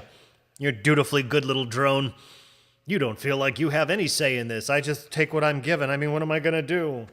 That's just where they want you. That's where they want you. Mike, will you keep your home in L.A. or will you stay in Florida permanently? The loose plan is that when Draco is done, I mean, I don't exactly know what he's going to do when he's 18, but when we're not doing we live, he and his mom and I live very, very, very, very close. Very close. To make all that easier. But my anticipation is Yeah, I'm picking up stakes. You can have this shit. You can have it. You can have all this shit because by that time, yeah, I'm getting the fuck out of here. What? Yeah. That's the plan generally, but life is crazy. Who knows? I could be on a moon base for all we know. My wife just said, it's 4:30 in the morning. I shrugged. Like Atlas. What do you want? It's 4:30 in the morning. Hey, it's 2:30 in the morning here, Man, I just need a good slap in the face every once in a while to reframe my mindset. Well, you know what? Like when you're surrounded, this is the thing. It's one of the reasons that we say in domestic violence, we say that there's no cure for domestic violence, which is not actually as depressing as it sounds. But what that actually means is that the belief systems behind domestic violence are encouraged and reinforced in society 24 hours a day. So what we actually mean is that the temptations or the programming for a certain belief system is waiting for you the second you're not immediately working on it. And that's why building a network of people that you can talk to or places to help you steel yourself against it while you're cementing a new belief system is really important. But it's like that. We are living in a world. We've talked about this since the second I went on the air tonight. We are living in a world in which the message that you get all the time are about powerlessness and dependence. Click here to agree to these terms and conditions. That's the world we live in, and to very little with very little exception. And that's a thing we also can change personally, and we have a duty to ourselves to change if we want to get at least even a more balanced perspective on the truth of life, which is that we have way more power than that. We have all the power. We don't hear that message, and of course we don't. That's because all the messages we hear are given to us by literally now this tiny little group of people who own everything. And the last thing they want to do is have it taken away from them and have us exercise all the power that we have, which is the oldest fucking game in the world. That's like nothing new. There's always been people up on the hill in the castle. There's like 500 of them, and then 10,000 serfs at the bottom of the hill who have nothing to do all day but muck around in the shit and think about, what the fuck? I want all that stuff. And the whole game is how to stop them from not charging up the hill and taking the castle. That's the whole thing. If you're in the castle, that's your whole job. That's always been the case. Come on. It's not new. This industry, which industry, like many others, is better for sellers of dreams than the dreamers. Never forget that and fight for your dreams. Make your dreams reality is by recognizing the value of what you do and increasing the value of what you do through your skills. And just by taking advantage of the things that we do have that our predecessors did not have, like a world that's completely connected. I don't care how fringe a fucking thing it is that you do. There's millions of people out there who will pay you out the nose for it. That's the truth. Think about people, I've talked about this before. Think about people who have like those really left of center sex needs. Like, to me, it's hard enough just finding a girl to sleep with you, let alone you got to find one that puts on a fucking rubber suit and likes to sit in beans. But they do. They have a whole fucking communities of them. It's like, that's crazy to me. Like, it doesn't matter how crazy your shit, there's a whole fucking community for it. So it's just like that as an artist. No matter what your music is, no matter what you do, there's somebody who will listen to your music. What are you worried about? Just be really good at it. I play kazoo underwater. We only play national anthems. It doesn't matter. Okay, you'll find somebody. I love them, and then they'll have one person and they like their kazoo music better than this guy's kazoo music. It's you could do anything, fucking anything. But artists still have to pay for food and rent. Everybody has to pay for food and rent. I pay for food and rent. I'm an artist. I don't have a fucking day gig. You go and find the people who will pay you your food and rent money to do your art. That's not. Look. Every artist before you had it harder. Way harder. way harder. This is as easy as it gets. Just for all of us, just as a little reality check, all of us humans in attendance here, this is the easiest it has ever been, ever. Like, we don't have any actual problems. None of us. Zero. None. It's not, it doesn't get easier than this. We have nothing to complain about. Let's get to it. Come on.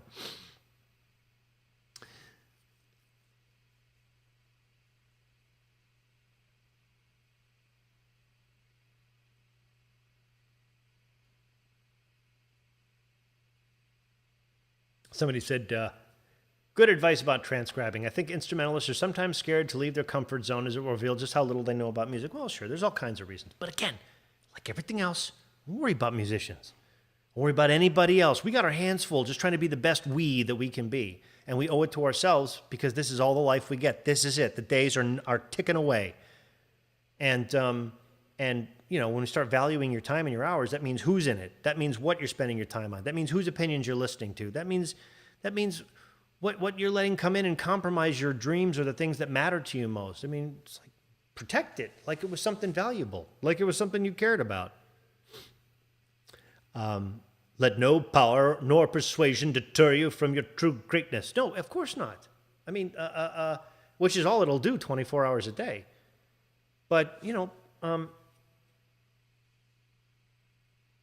if you need help, there's people to help. If you need support, there's people to support. If you need words or people around to encourage you, to remind you all the time of all the power that you have, of all the potential that you have, of how precious life is, of the fact that you don't have to be afraid and powerless all the time. You don't have to believe everything they tell you on the news. You don't have to let Google decide what you will think and what you won't think.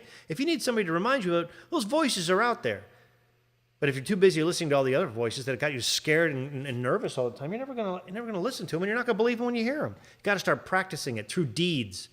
Start by right now doing the very best that you can with whatever it is that you do. Be great at it, just so you can take time with the person in the mirror and know that. That is the jump start, because that alone is something material and tangible, and you can feel it. You can feel it. It's not an outlook. It's a thing you actually do. Deeds that pay. The ROI is insane. I love my grumpy truth. It's really not grumpy. Like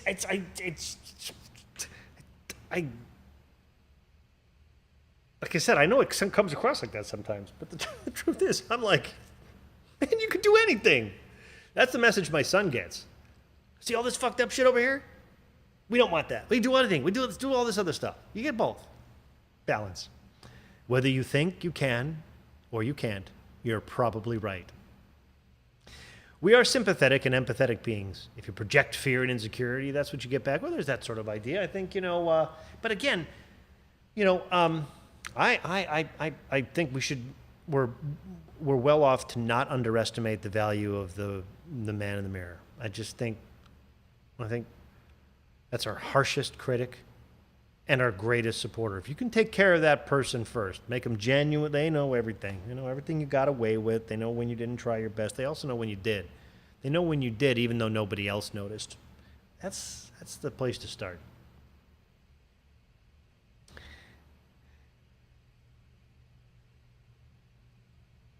I am primarily an instrumentalist with an interest in composition. Yeah, because as an instrumentalist, when you don't write, then all you're ever allowed to do is speak somebody else's words. But what about what you have to say? That's why when I teach Draco piano, he learns some things, but I'm teaching that are somebody else has done. But then I'm also always teaching him to now explore and say his things using the language, his own ideas, and learning to express his own ideas. That's the point of music. Music is for conversation. Imagine if all you could ever do was say something that was somebody else's quote. It wouldn't really ever even be you. Better do something wrong than do nothing at all. Well, if it's with intention, and if it's in the attempt of doing something right, I'll grant you. I low-key love you, Mike. Preach! Love you too. I know, it's just the truth. Well, it's okay. How can you come across grumpy when you're clearly smiling when talking? Well, because among any of the Pavlovian responses to anything that's outside of that little narrow fire hose of, data that we're supposed to swallow all day, is the response of, that you're negative and you're looking for attention and you're just trying to stir up shit. I mean, it all, you've seen it. That's why it all devolves into that crap. It gets dislikes and, shout downs, blocking and reporting. And that's why I can't worry about that shit. I'm starting with the man in the mirror. I'm asking him to change his ways. No message could be any clearer. Mike, love the process or love the piece? Well, bourbon helps too. Bourbon doesn't hurt. I love the process. I love the process because I never loved the piece, I'll turn in the piece at some point. I'll be like, okay, that's ready. But then like if you've heard me talk about this, you've taken my classes, you know what happens. You know I hate everything I do. It's got to like, get it out of here, hurry, I'm gonna kill it. No, get it out of here, I'm gonna kill it. Get it out of here, hurry, I'm already gonna kill it. That's how it is in my work. And then I just go on to the next thing. I go, oh, maybe the next one won't suck on egg wheels. That's just how it is. That's just part of the thing. I actually don't even mind that because I've just been doing that since I was 5. I know that's going to be that way. I'm just going to write a thing, and then people are going to go, I like that. I go, yeah, thank you. And then talentless hack. That's just my process. But, you just keep going back, and it keeps inspiring me to do it. You can use anything. You can use fear and hate and strife to your advantage if you want to. Sometimes I'll, like... So Draco's learning jump, and so we transcribed all the other sections, and really went through, because Draco always wants to know the super legit version of it, which unfortunately his hands aren't quite big enough to do. But I transcribed all the keyboard parts for jump.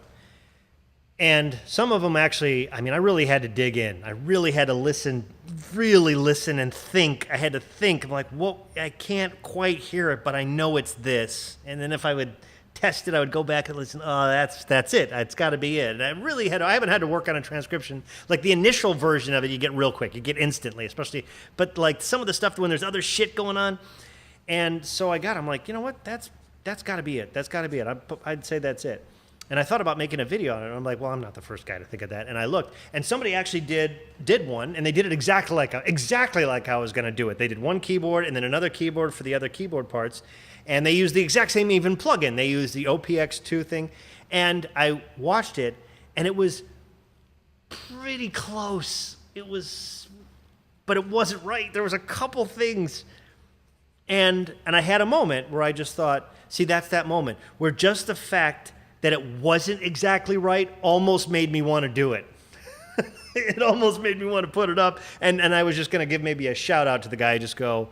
But then I thought, that whole thing's going to look really pretentious. Like, I just want to give him credit. He really tried very hard, but this is really the correct way. And I was like, this is also pretentious. So I decided not to do it. But there was still this thing where it was just the fact that it was really good, but was fuel enough to make me almost do it.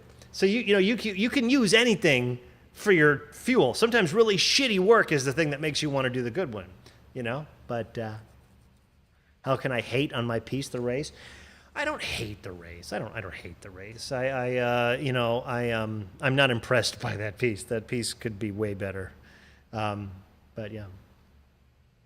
Tell us about a time when you're lazy and don't really care. Well, there's no way as being a human, if you make it your pact that you're going to do your very best with everything that you do every day, on everything that you do, because you like the way of feeling of being, okay, yes, that's a wonderful goal, and if you can hit that 9 out of 10 times, you're doing fantastic. But you're also a human being, and you got failings and shortcomings, and you're going to let yourself down, you're going to let other people down, and you're not going to do your best. And when you mostly do a good job, then it's not such a problem in those moments to just go, oh, fuck it, I guess today I just didn't do it. What do you want? I'm not perfect. You roll with it. The next day you get back on the horse. It's not a life-changing event. That said, I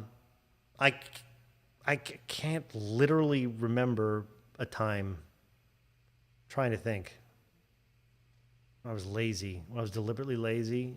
Because a thing goes off in me when there's a feeling that I think everybody gets where you're like, you can feel the fuck it. You can feel the fuck it. It's like it starts to bubble up inside you. That feeling disgusts me. It makes me angry, which gives me a huge rush of power. Whenever I catch myself, I'm trying to think, there was something not that long ago, and I was doing it, and I thought I was right on the edge of, this is literally overkill. This is literally overkill, and I can't remember what it was now. And it was something, and I got so mad at the fact that I was trying to rationalize myself into not doing the very best job that I made myself go like fucking crazy with it. I just have a thing about that because I love what you feel on the other side of it. So I can't immediately,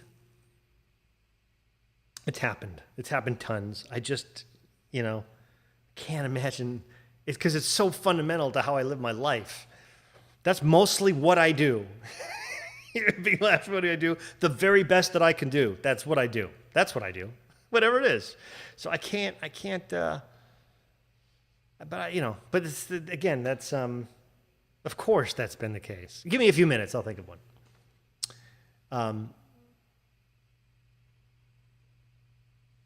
I'm less humble. Even the most, I'm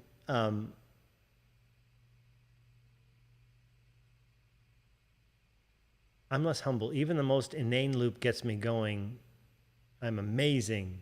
Oh, gets me going. I'm amazing. Then I feel too bad. It sounds like shit for now. Gonna fix it in post. I legitimately scared some people showing my dress. Well, that's the process, man. You must think some of your fans are lazy. So here's the thing. I could never say that. I don't know people. We don't know each other. This is a really important point. Is you know me a lot more than I know you because I'm on the air. There are hours and hours and hours and hours and hours of me. And if you watch hours and hours and hours and hours of me, God help you, you see consistently it's the same dude. There's no way you're not seeing that because it is the same dude. So you're getting a much greater insight into what I'm actually like as a person. That's by design. That's what I do. Then I could say, so I don't know that you're lazy. I don't know that. Anybody. I just don't know that. I couldn't say that. I don't know what else is going on. And, you could say things like, I've heard 10 of your pieces over 10 months and you're not improving. But that might not be a function of laziness. I don't know that. I wouldn't be prepared to say that. Nope, I don't say that. I don't have enough data to say that. I know a lot of human beings are lazy. I know most people don't try their hardest, so that's true. But on an individual basis, people who are lazy, I don't really have them in my life because that's not. You get like the people you're with. My partner's like one of the hardest working people I know. My girlfriend is insanely hardworking. Draco's are hard. His mother's insanely hardworking. We're hardworking in our sphere, so we all build each other up that way. Do you remember some of those funky changes that Silvestri did in the opening of The Amazing Dobermans? No, I don't. I still get goosebumps from those changes. Well, I'll have to go check those out. Greetings from Norway. Love to listen to your straight from the heart talk. I think we all do, man, because that's exactly what it is. Like I said, it's really not about trying to make everybody agree with you because not everybody's going to agree with you. Who would want that world where everybody just agrees with you? How lonely. You just want that the people that disagree with you, you just don't want it. You want it to be for defensible intellectual reasons and not just like they didn't like it. Like it never feels good. But there's a real absence of straight talk in the world because it's not encouraged because it also brings with it power, self-power and independence. And it brings with it master of your own destiny and much less reliance on corporations and governments. And that's not in the interest of the corporations and governments that now monopolize every aspect of our lives and make us powerless 24 hours a day. It's not in the interest of it. So the whole idea isn't really encouraged. But that's not our problem either. Let's just not be that. And if there's enough of us like that, we already outnumber the government. So you might not be able to fight City Hall, but you can goddamn sure blow it up. So just improve your power and your personal stuff and, and be honest with yourself and honest with who you are and all kinds of shit changes. It's a life hack. It's like the life hack. Do your best and get real about yourself and then put it out there in the world. Just put it out there. Yep, here it is. Here it is. Here's the naked, real truth of it. How else are you going to be a good person if you never field test the person you really are? What's wrong with you? How do you think that's going to work? It doesn't. I'm the definition of double reverse alchemy, gold to shit and gold dipped shit, and I love it. Well, I like the fact that you love it because that's how we should feel. Like the special editions, the Star Wars specials were almost perfect. Yeah, so close. They were so close. Waking up to a live string. It's a perfect Saturday morning. Greetings from Germany in the house. See what I'm saying? We're all connected. You're worried about what your clients are. You have shitty clients. Go get new clients. So that was Silvestri's first scoring gig was The Abominable Snowman. Amazing Dobermans. All right. I don't know, 78, was that before or after he was doing arrangements for Chips? Mike, I often have a hard time listening to classical music, especially opera. So symphonic or classical? Classical's an era. Especially operas. I'm frustrated and scream, pick a harmony and a melody. Is that just a thing you need to change listen to? Well, you know, when I started, because it was hard for me too, because I hadn't listened to symphonic music. In the house, my mom was listening to arias, and she was listening to like the hits. She was Toreador, you know, and Nessun Dorma, and those were all like pop tune arias things. So I got with those. But other than that, my dad always had the Stones on or the Beatles. I had Star Wars was playing mostly soundtracks. So I was listening to film soundtracks. So when I first started listening to the symphonic repertoire where all those guys stole it from, it was a little hard for me because the structure was different. But the way I actually got over it was I'd asked some people, I would play them things from soundtracks, and I would say, so where did this come from? Which some of you have asked me, and that's sort of what we do in our composer classes, right? That's what we do in the Williams class and in the Silvestri class. We play their influences, the Horner class and the Goldsmith class, I think. Did we do a class? We play their influences so that you can hear where they come from. And so it started for me by sort of selectively listening to just the parts of the pieces that I was like, okay, this is useful because I can hear how this would become. And then just allowing myself to let it run, inevitably I would find more stuff. But like, what's when I started listening to, like when it was in the beginning and it was, like Britten and Copeland and stuff that was really filmic, like film-like in its thing, that made it easier. It made it easier because I was like, okay, all right, I see why this is worth my time. And then just after a while, you just let it run. You just let the record run, and you start hearing more shit. You're like, oh, this is fucking amazing. So it takes some time. It's different. It's especially in a short little tiny bite world. It takes time to listen to a half-hour piece. You know what I mean? Too much fear to acknowledge or see the truth. There is a lot of that. Not our problem. Not our problem. We're our problem. You're your problem. Don't you have the fear. And just lead by example. That's how we do it. That's how we do it. Don't worry about it. Partisanship is what's going to do us in. Tribalism got us far. It also got ants far. But do you see any ants in the moon? Well, that partisanship, remember, is going to be very closely tied. We talked about this in Red Pill. It's going to be disproportionately important when that's where people get so much of their worth and self-identity. So much of why people join causes is because we're all ultimately, the root at all of us is a sense of purpose, a sense of self, a sense of contribution, a reason that we live. And when your job, the thing that you put into the world, is nothing and is going to be replaced by a robot as soon as they can make a penny more for replacing you, when you know that it's not an essential job, you're not important, you don't matter, you are desperate to matter. And that's one place that religion and causes, great big causes, allow people to then align themselves with those causes, and then now they're more important people. I'm not alphabetizing folders and filing TPS reports. I'm saving the planet. It's crucially important to people, and now that's why they can't stand any attack on it, because it's not an attack on a cause. It's an attack on their self-worth. And so partisanship is another thing that people, their political party. You're not that political party. You're not going to run for Congress. You don't even know these people. These people hate you and they use you. But I'm part of this. I'm part of this party. We're fighting to restore. Blah, blah, blah, blah. It's association with purpose. It's not just a thing that you support. It's a thing that you get your value from. That's what kills us. And that's because we don't produce anything. We only consume. This is why we have to ultimately produce. As creative people, mostly in this audience, we produce. So we're in a better position to not feel beholden to that. But you have to realize that that's what's going on in the world, is that's what's supercharged partisanship. There's always been people disagree. There's always been tribalism. That's how humans are. We do that, we form groups instantly.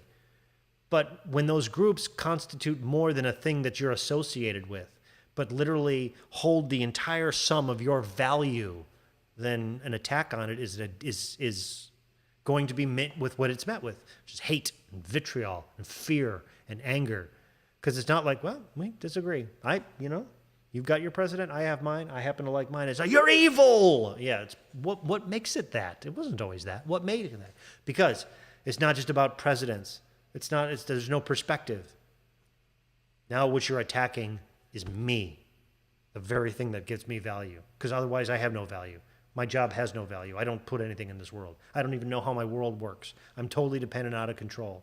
But I am saving the planet, or I'm defeating the evils of whatever it is. Yeah, you can't argue with that. That's the actual issue.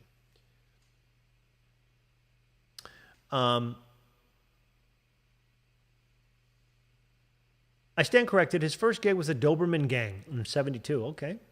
Tell us about the time you were scared of losing a gig. Well, I told one. Yeah, I tell you a couple of them. I can tell you one gig I did lose. I'll tell you how I lost it too. It's the only gig I've ever lost in my life, to my knowledge. Hi, Mike. I've been obsessed with music ever since I was in college. I wanted to study music, but then I became an engineer to support my family. Yeah. But today, I write my music. I studied for a while, but I dare not compare my music to anyone's. Every night I dream of hearing an orchestra play my music, and I cry every time. What? What? Dare not comparing music to anyone's? What does that even mean? Just write your best music. Start working on it. Just work. What? It takes time. What do you do? What? You cry? Stop crying. Stop crying and put some music. Take your music and go write a little thing. Look, are you taking my master classes? Take my master classes if you haven't. There's a fucking 40% sale on right now. And then go write a little piece, learn a little melody, go to your college down the street, give it to an instrumentalist, have him put on the stand and play a little bit, have him teach you, get better, slowly, piece at a time, come to the Unleashed classes, join a red band, get better, stop crying. You have absolutely every ability in the world to write a piece and have an orchestra play it if you want to do that. This ain't rocket science, my brother. It just takes some work and time. Stop crying. Stop. It's gonna be okay. You just work on it. I'll help you. We'll do. If you want to do the work, if you want to do the work, I can help you. It's not that complicated. It's really not. Hey, you want to hear an orchestra playing your music? Well, let's get to it.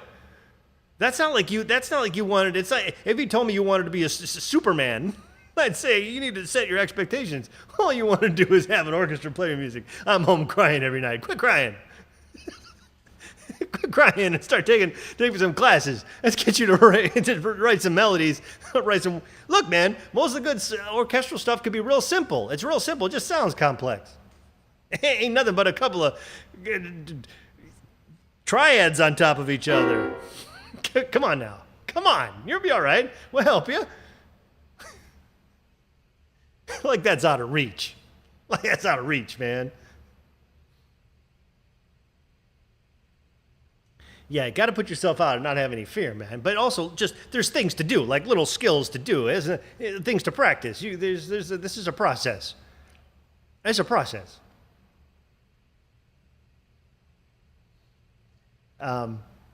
Mike, what's the dopest shit? What is the dopest shit? Like in which category, man? There's dope shit in everything, right?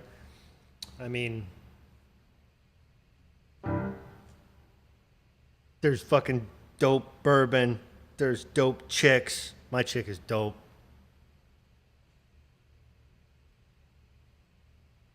Call of Duty matchmaking lag, so everybody's got no ability to get into a thing for the last week. Not dope. I made a complete ass of myself so many times. Yeah, you got to do that, man. That's the thing, man. I mean, I'll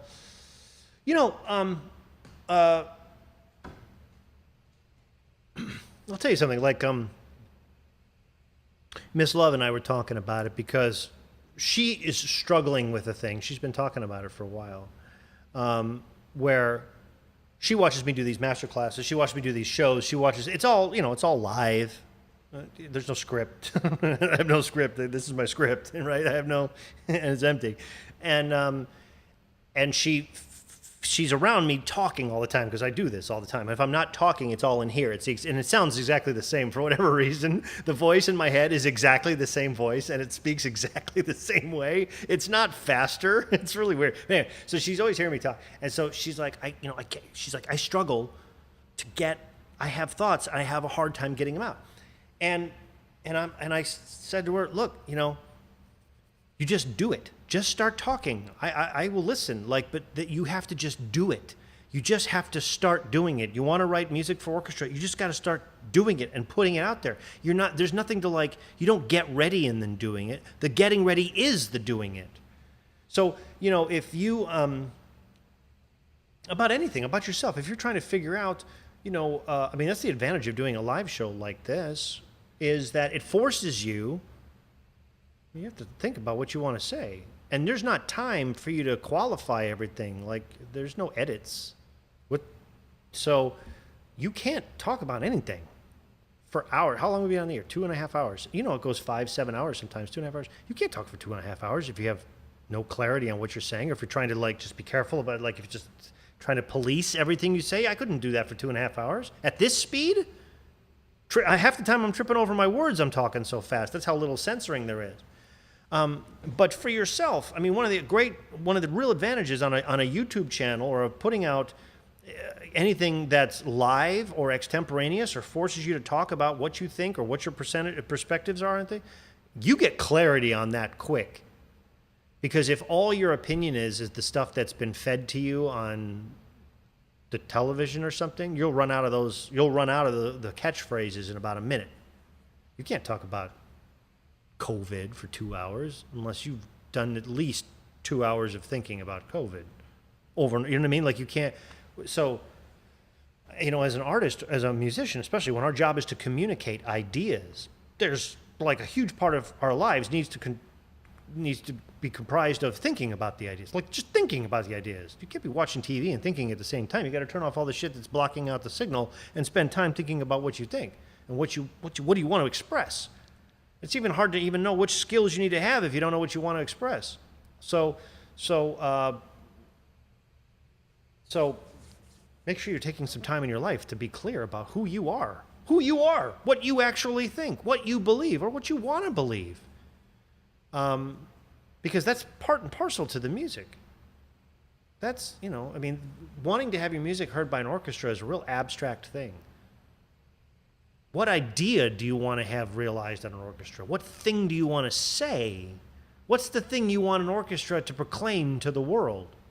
What's the interesting thing that you want shouted at the end of, you know, 60 bows? What is it? Is there anything you have learned in music lately, like a modulation trick or any aha? Somebody asked me about this. Any recent aha moments? No. I mean, I'm not like I've learned everything, but I have not had what I would consider an epiphany in a while. It's mostly been about the doing. Like, okay, I know this stuff. Now, what else can I do with it? It's more like working. It's more like, you know, there's a whole other world past the ahas. We're like, holy shit, this is the same as this. If you inverted it, there's a whole world. The bigger world is actually past that, but it's in the doing it. It's like, I know what it is, but now the doing it has a thing in it. Oh, somebody asked me about a job I was afraid of losing. Oh, it was just one job, and I had done a thing. It was a thing for Warner Brothers, and the short version of the story is they were offering me a third what everybody else was going to get, and I knew it. And it wasn't right, because I was going to have to do the same. Actually, I was going to do way more work, because I was doing it all by myself, and those other companies I was up against had whole staffs of people. Had a whole staff of people. No, staffs. And I knew I was just being a fucking sucker, and I knew they were taking advantage of me because they could, because I was just starting my company and all this stuff. And I knew I had to walk away from the gig, and I had to walk away from the gig. And I also didn't think it was that good an idea. So I told them I didn't think it was that good an idea, and it wasn't enough money. And they said, okay.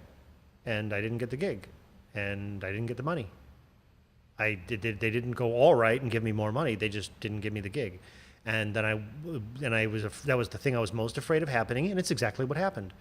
And I had a moment there where I just thought, well, so that's what happens when you call the world's bluff. The world calls you back on it, and then now you're fucked. And I thought about it, and just about the time I was like, well, I guess that's how that's going to go. Then they called with another gig, and from that day on, they offered the right money. And it was never that way again, because I walked away from it. And they're like, we really appreciated your honesty at the last meeting, and, you know, and that's the only way I ever ended up getting into the money because I walked away from it. But I was never more like full of doubt, because I had this huge overhead at the time. I needed that money bad, but I just knew I needed to say no, because I would never get it. So I remember that. Now, one gig I remember that I did not get. Admittedly, I didn't want the gig, so maybe that's part of it. But I don't even remember why I went on this audition. But there was this artist. He's probably still around. Kitaro.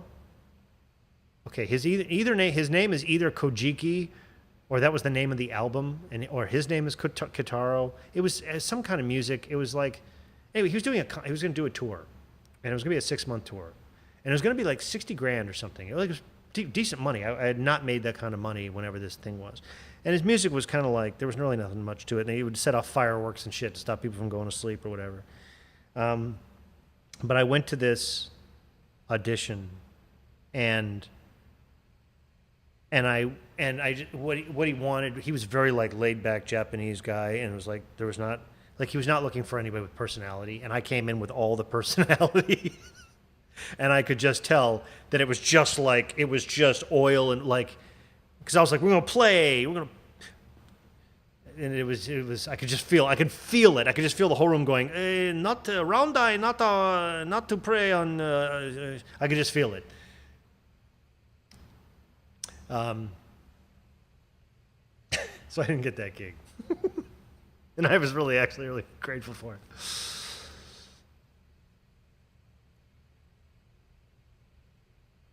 Have I ever come across composers that talk shit about my music? Wait, I think I missed something. About a professional path that's not taken? I can't think of one. I can't think of one. I mean, it's part of the reason I don't sleep a lot is because I'm taking them all those fucking paths. Have I ever come across composers that talk shit about my music? I don't know. I mean, they probably do. Every once in a while. See, I don't really read comments, and I don't really look. Like, my channels are mostly one-way things. I kind of just put them on, and then I forget to check them. Not that I know what would I do with it? I'm not soliciting. But, every once in a while, it's not that often. Every once in a while, somebody will dismiss all my music as John Williams pastiche, which is actually not a defensible point. It's actually not actually true. I mean, it's not musicologically true. It's not actually just pastiche. It's got a shit ton of John Williams influence in it. So I know people have said that, but it's not actually true. Just objectively, it's not true. It's just not actually true. Pastiche is a very specific thing. Pastiche is rote imitation of devices without an understanding of them. That's just not the case. I know that's why I can write my own stuff in that style. And he's got many styles, but there's a vocabulary and an aesthetic that after 40 years, I get it. I don't have to paint that picture. I can paint another picture. I understand the technique. It's not literally, but I've seen that comment from time to time. I just don't know. It's like, what do you say to that? Like, well, no, but I get you. I get you. Like, that's all I can think about it. Like, okay. I mean, if you're going to slam on my music, I think that's your best bet. What else are you going to say? Right? Like, what would you say? It's like, well, you haven't done any big films. Yeah, that's true. That's true. I haven't done any big films. That's true. I wasn't trying, but you're right. And your music sounds like John Williams. Yeah. Yeah, lots. You're a pastiche composer. No, but I get it. Like, I don't know what else you say to that. Like, yeah, I get you.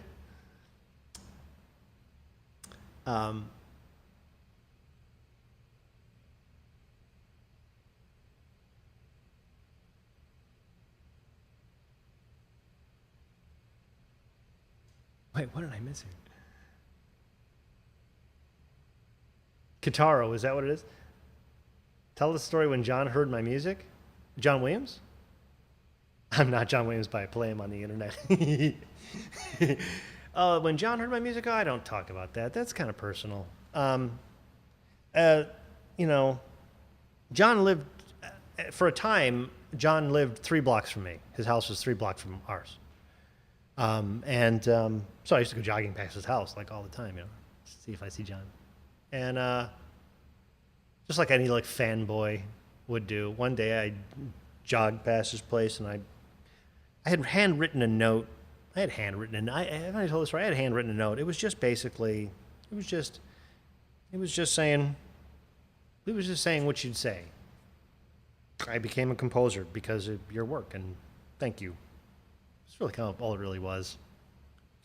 Here's what you inspired. This is what I've been doing. And I just left it on his door. Just left it leaning against his door. And after a couple hours later, I got a nice email that just was nice.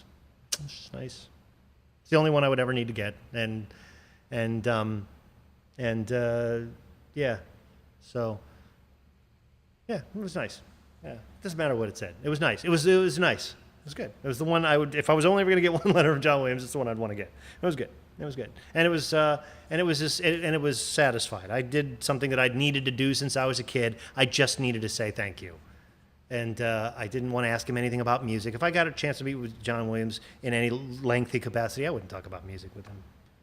It's not the last thing I want. I know what he thinks about music. It's all in the music. I want to hear about everything else that makes him who he is. So, yeah, I mean, but I think that's important. I mean, to reach out and do that sort of thing. But but we are what we put in the world. John Williams is a man, but the music is there. He will not live forever, probably not that much longer, all things considered. But the music will always be here, and the people who have been inspired by his work and have, like me, who've become composers because of it, will always value that and honor that and pass it on in some way. My little boy who's 9. Loves John Williams' music. I didn't even make him like it at all. He just heard it in the background. And he's singing it all the fucking time, and now he's learning piano, and so John is in our house all the time. He's part of our family. We don't even fucking know him. That's how music is. We've come full circle. We're talking about the influence that you have on the world, the ways in which your thing could go out there and change the world. Much love, respect, and admiration, Mike. Just some guy trying to get through this shit in Chicago, and I'm glad I have my voice in your head. Good, man. Yeah, my family's from Chicago. Well, since the boat, they've all now left and moved to Texas. Literally, as of 2 weeks ago, the last family member moved to Texas. We are now, well, no, the other half of the Vertas are still they're all cops. They're all CPD. All the Vertas in Chicago are now CPD. That's the only ones left. All CPD. Yeah. In fact, now that I think about it, literally the only ones that are left are CPD.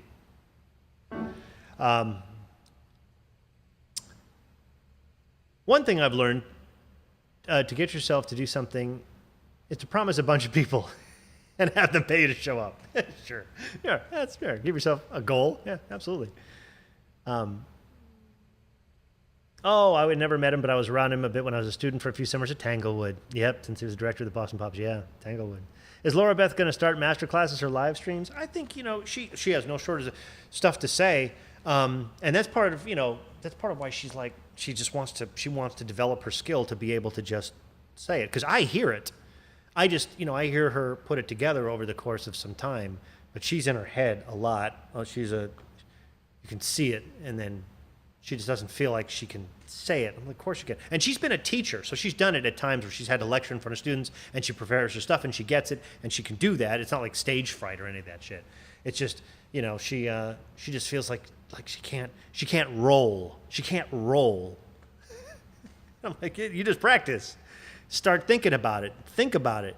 Roll, and then just open up the valve. But it has to be going on inside, so. This stuff can be incredibly hard to play. E.T. has some crazy sections. Yeah. I mean, he's the master. He's masterful. The skill level is master. That's why. That's why it's inspiring, and that's why it is what it is. And that's why he's who he is, and not a whole lot of other people are. It's because it's like, that's fucking skill. That's decades and decades and decades of sick dedication. And there's no other way to get to it. Yeah, we all need a dangling carrot to look for. Dangle something.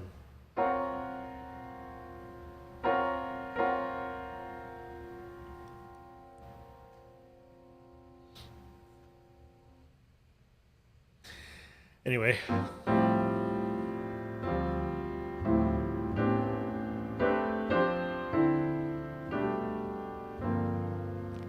She's got the master of letting it roll. Well, I certainly, Draco, boy, talk about it. That kid's such a little ham. Draco, I don't know if you know this. You guys have seen Draco. Every time Draco comes over, I'm picking him up in a few hours, right? This morning, I'm going to go pick him up. Every time I pick him up. So, we're going to do a live class today?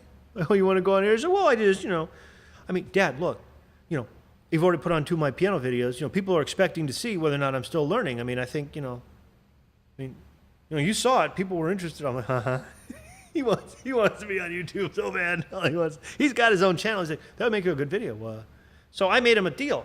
And I told him, I said, listen, you learn all the keyboard parts, legit, for Jump. And I'll shoot a little video, and we'll do the whole thing, and I'll put them up on my channel. We'll shoot it all, we'll light it, we'll do the whole thing. You can use our branded keyboard. You can do all that shit. And that's his new goal. He's like, all right. He's like, yeah. So he's working on it. He's gonna be doing all that shit. I don't know how he's gonna do that. His little hands aren't that big. I'm just gonna tell him, hey, Korean kids can do it. Don't disappoint the family. But my hands are get your anyway. So, but he wants to be on the camera.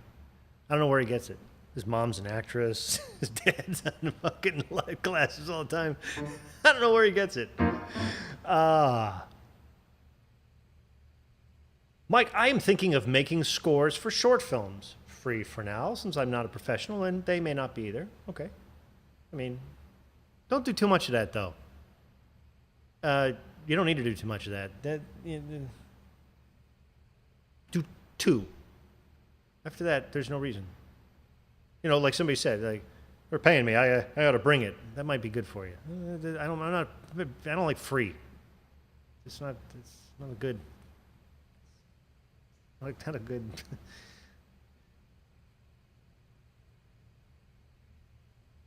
I'm still in doubt. That's healthy. Because I like to write concert-style music, so like concertos, oratorios. I feel like much cinematic music lacks the expression, that concert music has. No, that's true. I mean, so write concert music. You think there are people who don't like concert music? They still like 1 million copies of concert works every year. What are you talking about? That's great. You know what you like doing? Awesome.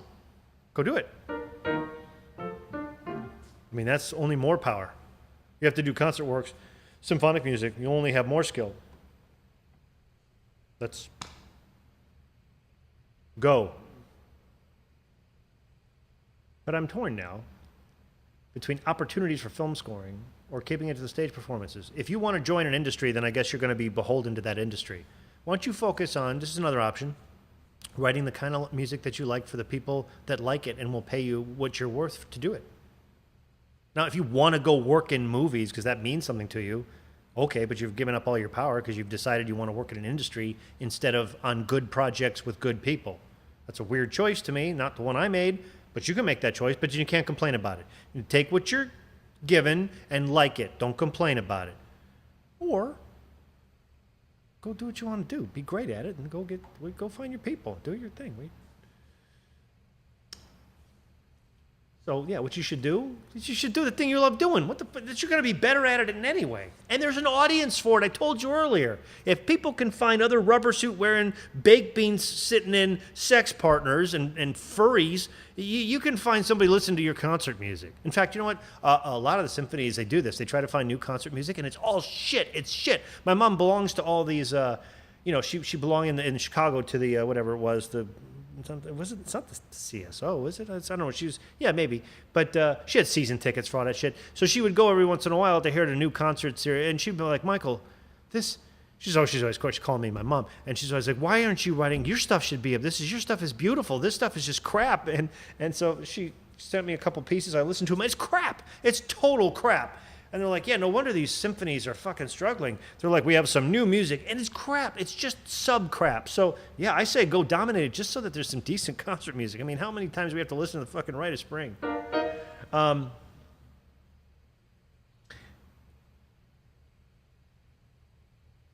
Love you for so many reasons, Mike. Well, I love you too, because you give me likes. I'm going to go soon. I'm going to be teaching the kids how to use I think you mean compass today, to find the property line. Yeah, a little triangulation. Nice.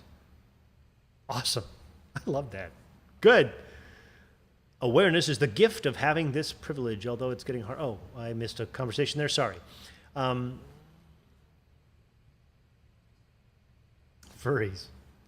I'm sorry, guys. I think there's a conversation I'm missing. So if I'm missing it or I'm not participating in it, forgive me. Yeah, furries. I mean, there's, like I said, there's an audience for everything. This is why I don't understand anymore. If it was a time where you couldn't read your people, like, look, kid, this is how it is. This is what the people like. See, they like this. See, and you got to do this. See, we're not living in that world anymore. You can do anything, and there's people. There's whole forums, and Facebook groups if you're on the Facebook.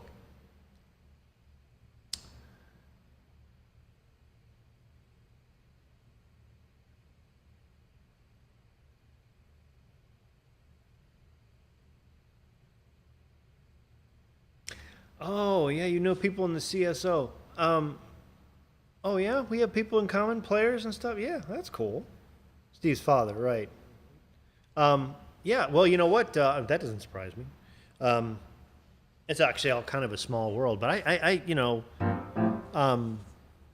had it in my mind to do some concert, do concert stuff, just because of all the reports of shit my mother has said. I've been like, that's an opportunity. Like, you could go. And that's what I would do. The way I would do it, this is my move. Just want to steal this, you're welcome to, is I would go to the, to the symphonic groups, and I would just be like, so it's new music, but it would be sort of balletic or film-like. It would be thematic and motivic and structured almost like it would have like a 3-act structure. Like, I think that was my idea, would be I'd write 3-act pieces.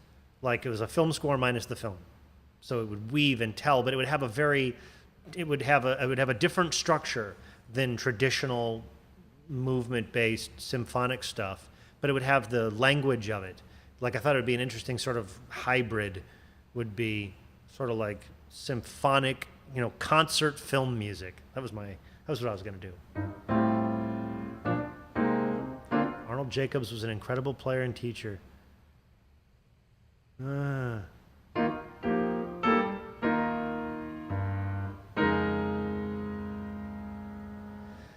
Yeah, I mean, I think like who's to say that? Who's to say that?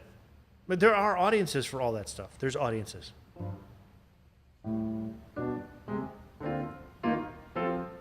Yeah, CSO is where I would go, as having been born, raised in Chicago. That was my nickname when I was on the jazz charts. They called me the Chicago Flash.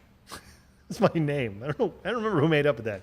Somebody came up with that right after the first album came out. The Chicago Flash.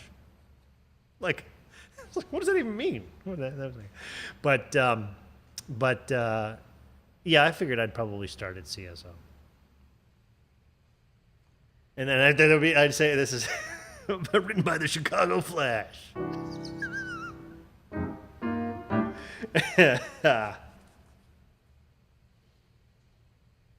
It's better than Junkie XL, no offense.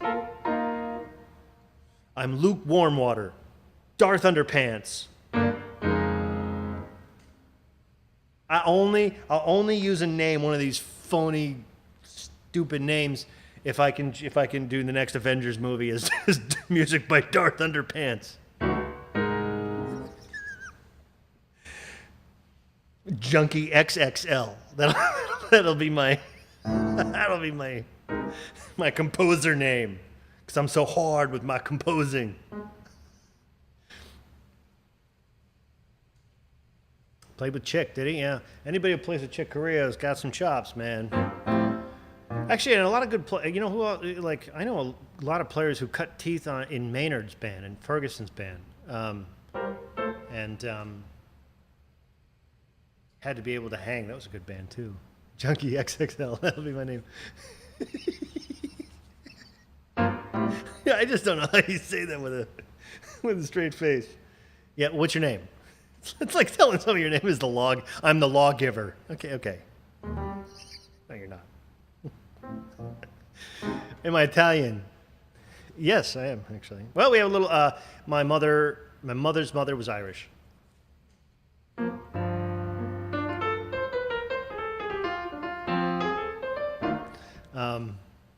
Junkie seems to use his real name now, does he? I mean, that didn't. I was hoping it didn't. I always hope they didn't, so that he's in the fucking walker in the old folks' home. Junkie XL needs his diaper changed.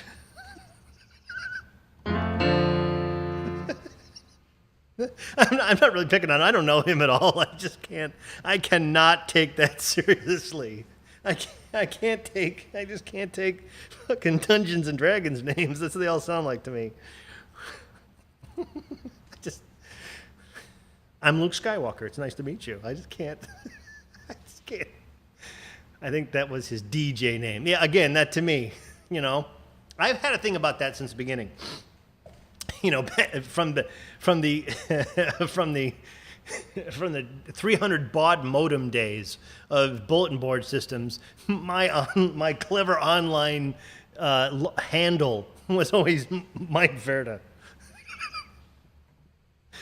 That's our fucking, and Draco's at it too. I told people, we're on Call of Duty, because our gamer tags are Mike Verta and Draco Verta. Those are our fucking gamer tags. Didn't Zimmer get Junkie started over? Yeah, I think so. I don't really know. But just in, Mike is moving back to Chicago to film CSO, Composition, Scoring, and Orchestration, a new spin-off series on CBS. Hey, man. Like I said, all things are possible. I would love to. My live brass master class was hopefully setting the stage, and it just didn't because nobody wanted it. Of doing a whole series and eventually getting a whole big group together and then really talking about the dynamics. But really, it's like, who's that for?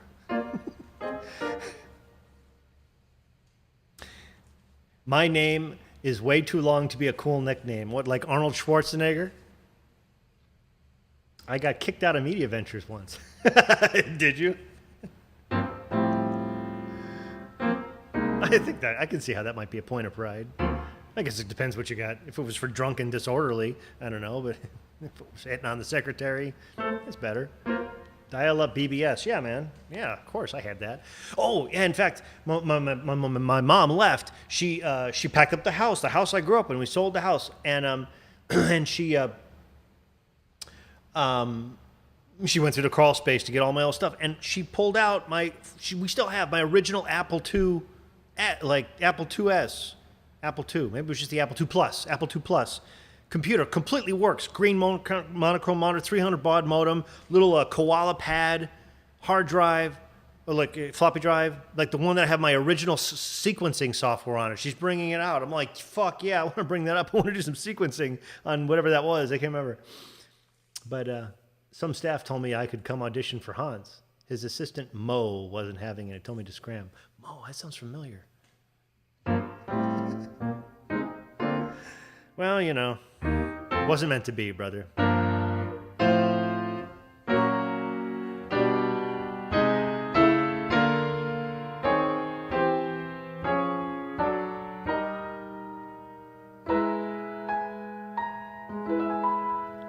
Shorten it and use a wide to make it stand out more. Yeah, I mean, like, it's your name, it's your thing. Like, make the world deal with it.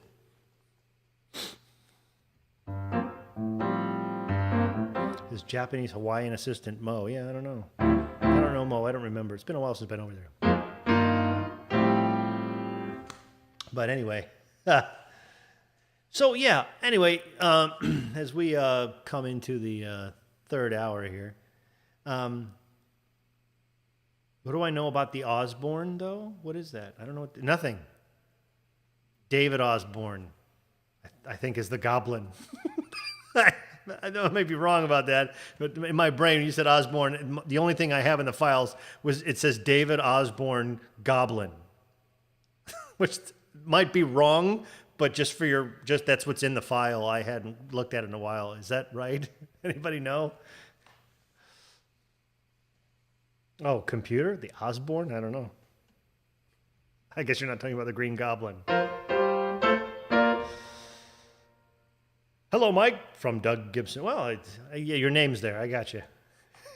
Hey, by the way, just personal thanks. Thanks for all the, thanks for, always weighing in on Red Band. I see you do that. I'm always like, Doug's on it. That's always good. People really appreciate that. So do I. I hadn't had a chance to say that, but you are, I updated your status at some point, like just to reflect that. I was like, he's helping people. Appreciate that. Norman Osborne, is that what it is? David Osborne. Who's David Osborne? Norman Osborn. All right. I'm going to update the files. Norman Osborn is the Green Goblin. I need to know that. It's going to come up. Who's David Osborn? Wait, now I have David Osborn. I have a picture of a guy in a fucking Star-Spangled Banner suit. He's got like a white jumper with stars on it. Okay, so now I have another reference for David Osborn in the files. We're going to have to clean out these files because it didn't know who the Green Goblin was, and now I have a guy who looks like Evel Knievel. So who's David Osborn? Why do I have a picture of Evel Knievel? What's going on? If you guys know, I would appreciate it. David Osborn, and there's a guy in a fucking white silk jumper. It's in the files. I haven't access to these files. They literally have dust in them. They've been stored in the fucking brain for like 30 years. Has anyone seen Spitfire and Westworld scoring competition? I have not. Always do a competition. Why not? Why would you not do a competition? What do you have to lose? A little incentive to do something, and you might win something. And, you win that competition, and then you've written your own ticket, man.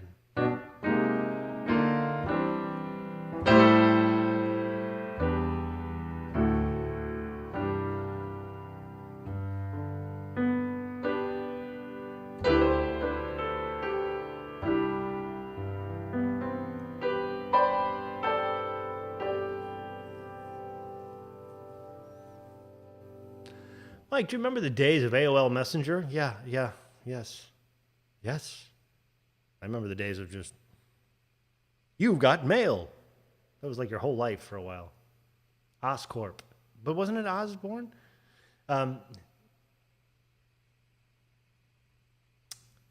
Mike, what's your sacred top 10 composing tips for composing trap only in C major and still making it sound ominous?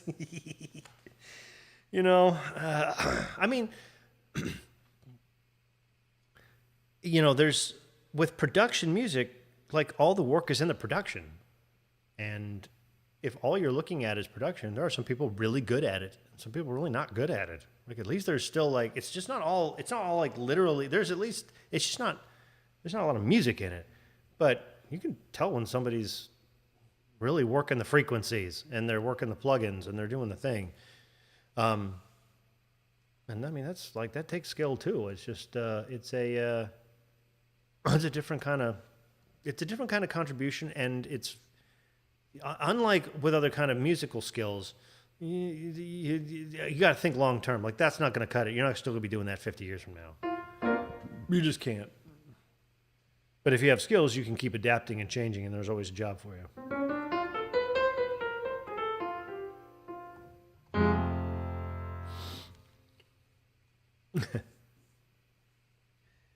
Yeah, AOL. There was like a thing, wasn't there a little piece of music with AOL? Some little piece of music, I almost remember. I used to talk to Brian Tyler on AOL right around when he got his first gig. Told me that he pushed hard to get the entire film, and he did. You have to be persistent. This does help. I suck at production. I don't know how to learn on my own. Fortunately, everything you probably ever need to know about everything is probably on YouTube. You can learn to do brain surgery on YouTube. I wish production-based music also focused on the composition. Well, there's no reason it couldn't. It's just that one requires decades and decades and decades of skills, and you have to be around masters, and you have to do all kinds of stuff, and the other one you can pick up at least more quickly. That's not like a coincidence that there's more of one than the other. Whenever people are done with sound design, they're too burned out to care about the music, right? That's the thing. Trap is now sound design, so that skill in synthesis is transferable, right? That's kind of what happens. It's a different thing.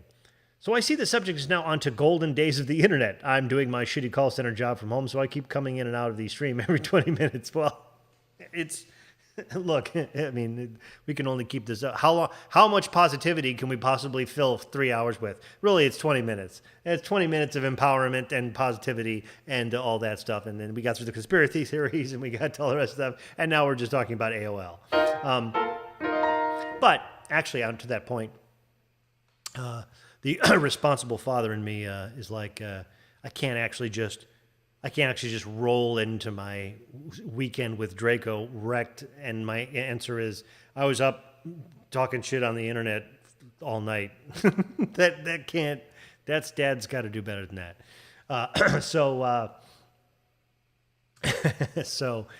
So we'll probably wrap this up right about now. But if you missed the first part of the stream, go back, check it out, because we got stuff to do today. We got to do stuff.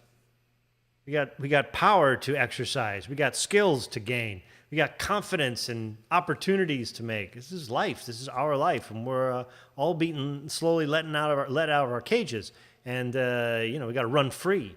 You got to run free and live hard and have the eye of the tiger and all that stuff.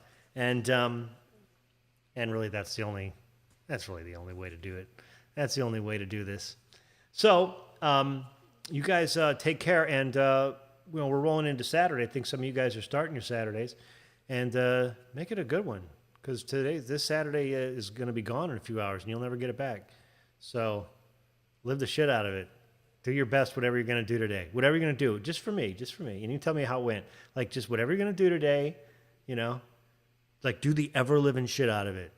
Like somebody said, they have a shitty call center job, right? You have a call center job? I don't know what it would look like to fucking bring it in a way that everybody else would be like, what the fuck is he doing? But do that in your shitty call center job, because you're going to be doing it anyway. Do the shit. In fact, I would very much like to know what you do to do the shit out of a call center job. I just want to know. I'm legitimately curious. Like, what would make a guy who's fucking good at that? What would that be?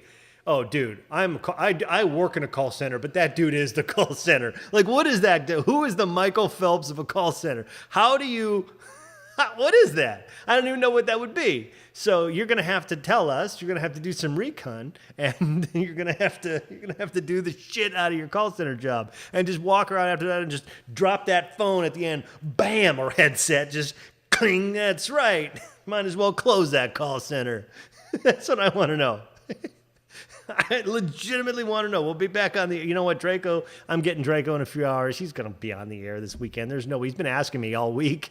So are we going to go back on the air? So we're going to probably be for nothing. It'll probably just be one big excuse so that Draco could be on the air. But we won't say anything. It'll just be between you and I. Your kid wants to be on TV or something. I don't know. Let's see what he has to say. We'll give him some shit. Give him some dislikes. And he gets all freaked out about it. We can do that. That'd be good. But so we'll probably see you. So when we see you, you just keep that, smash that like button. Make sure you hit the alerts. Give us a subscribe or whatever else you do, and then that way we know. We can say, all right. So what'd you do? How did you bring it? And you'd be like, dude, they made me the president or whatever. We'll find out. That'll be our thing. We'll just get together, and we'll have all the uplifting, inspiring thing. This will be the good news channel. It'll just be about how we dominated and conquered and had more personal power and took more things over in our lives, and it'll just be. I think that would be it'd be a good. We might get some views. We might get 13,000 subscribers if we do that. All right, everybody. Have a good weekend. See you later.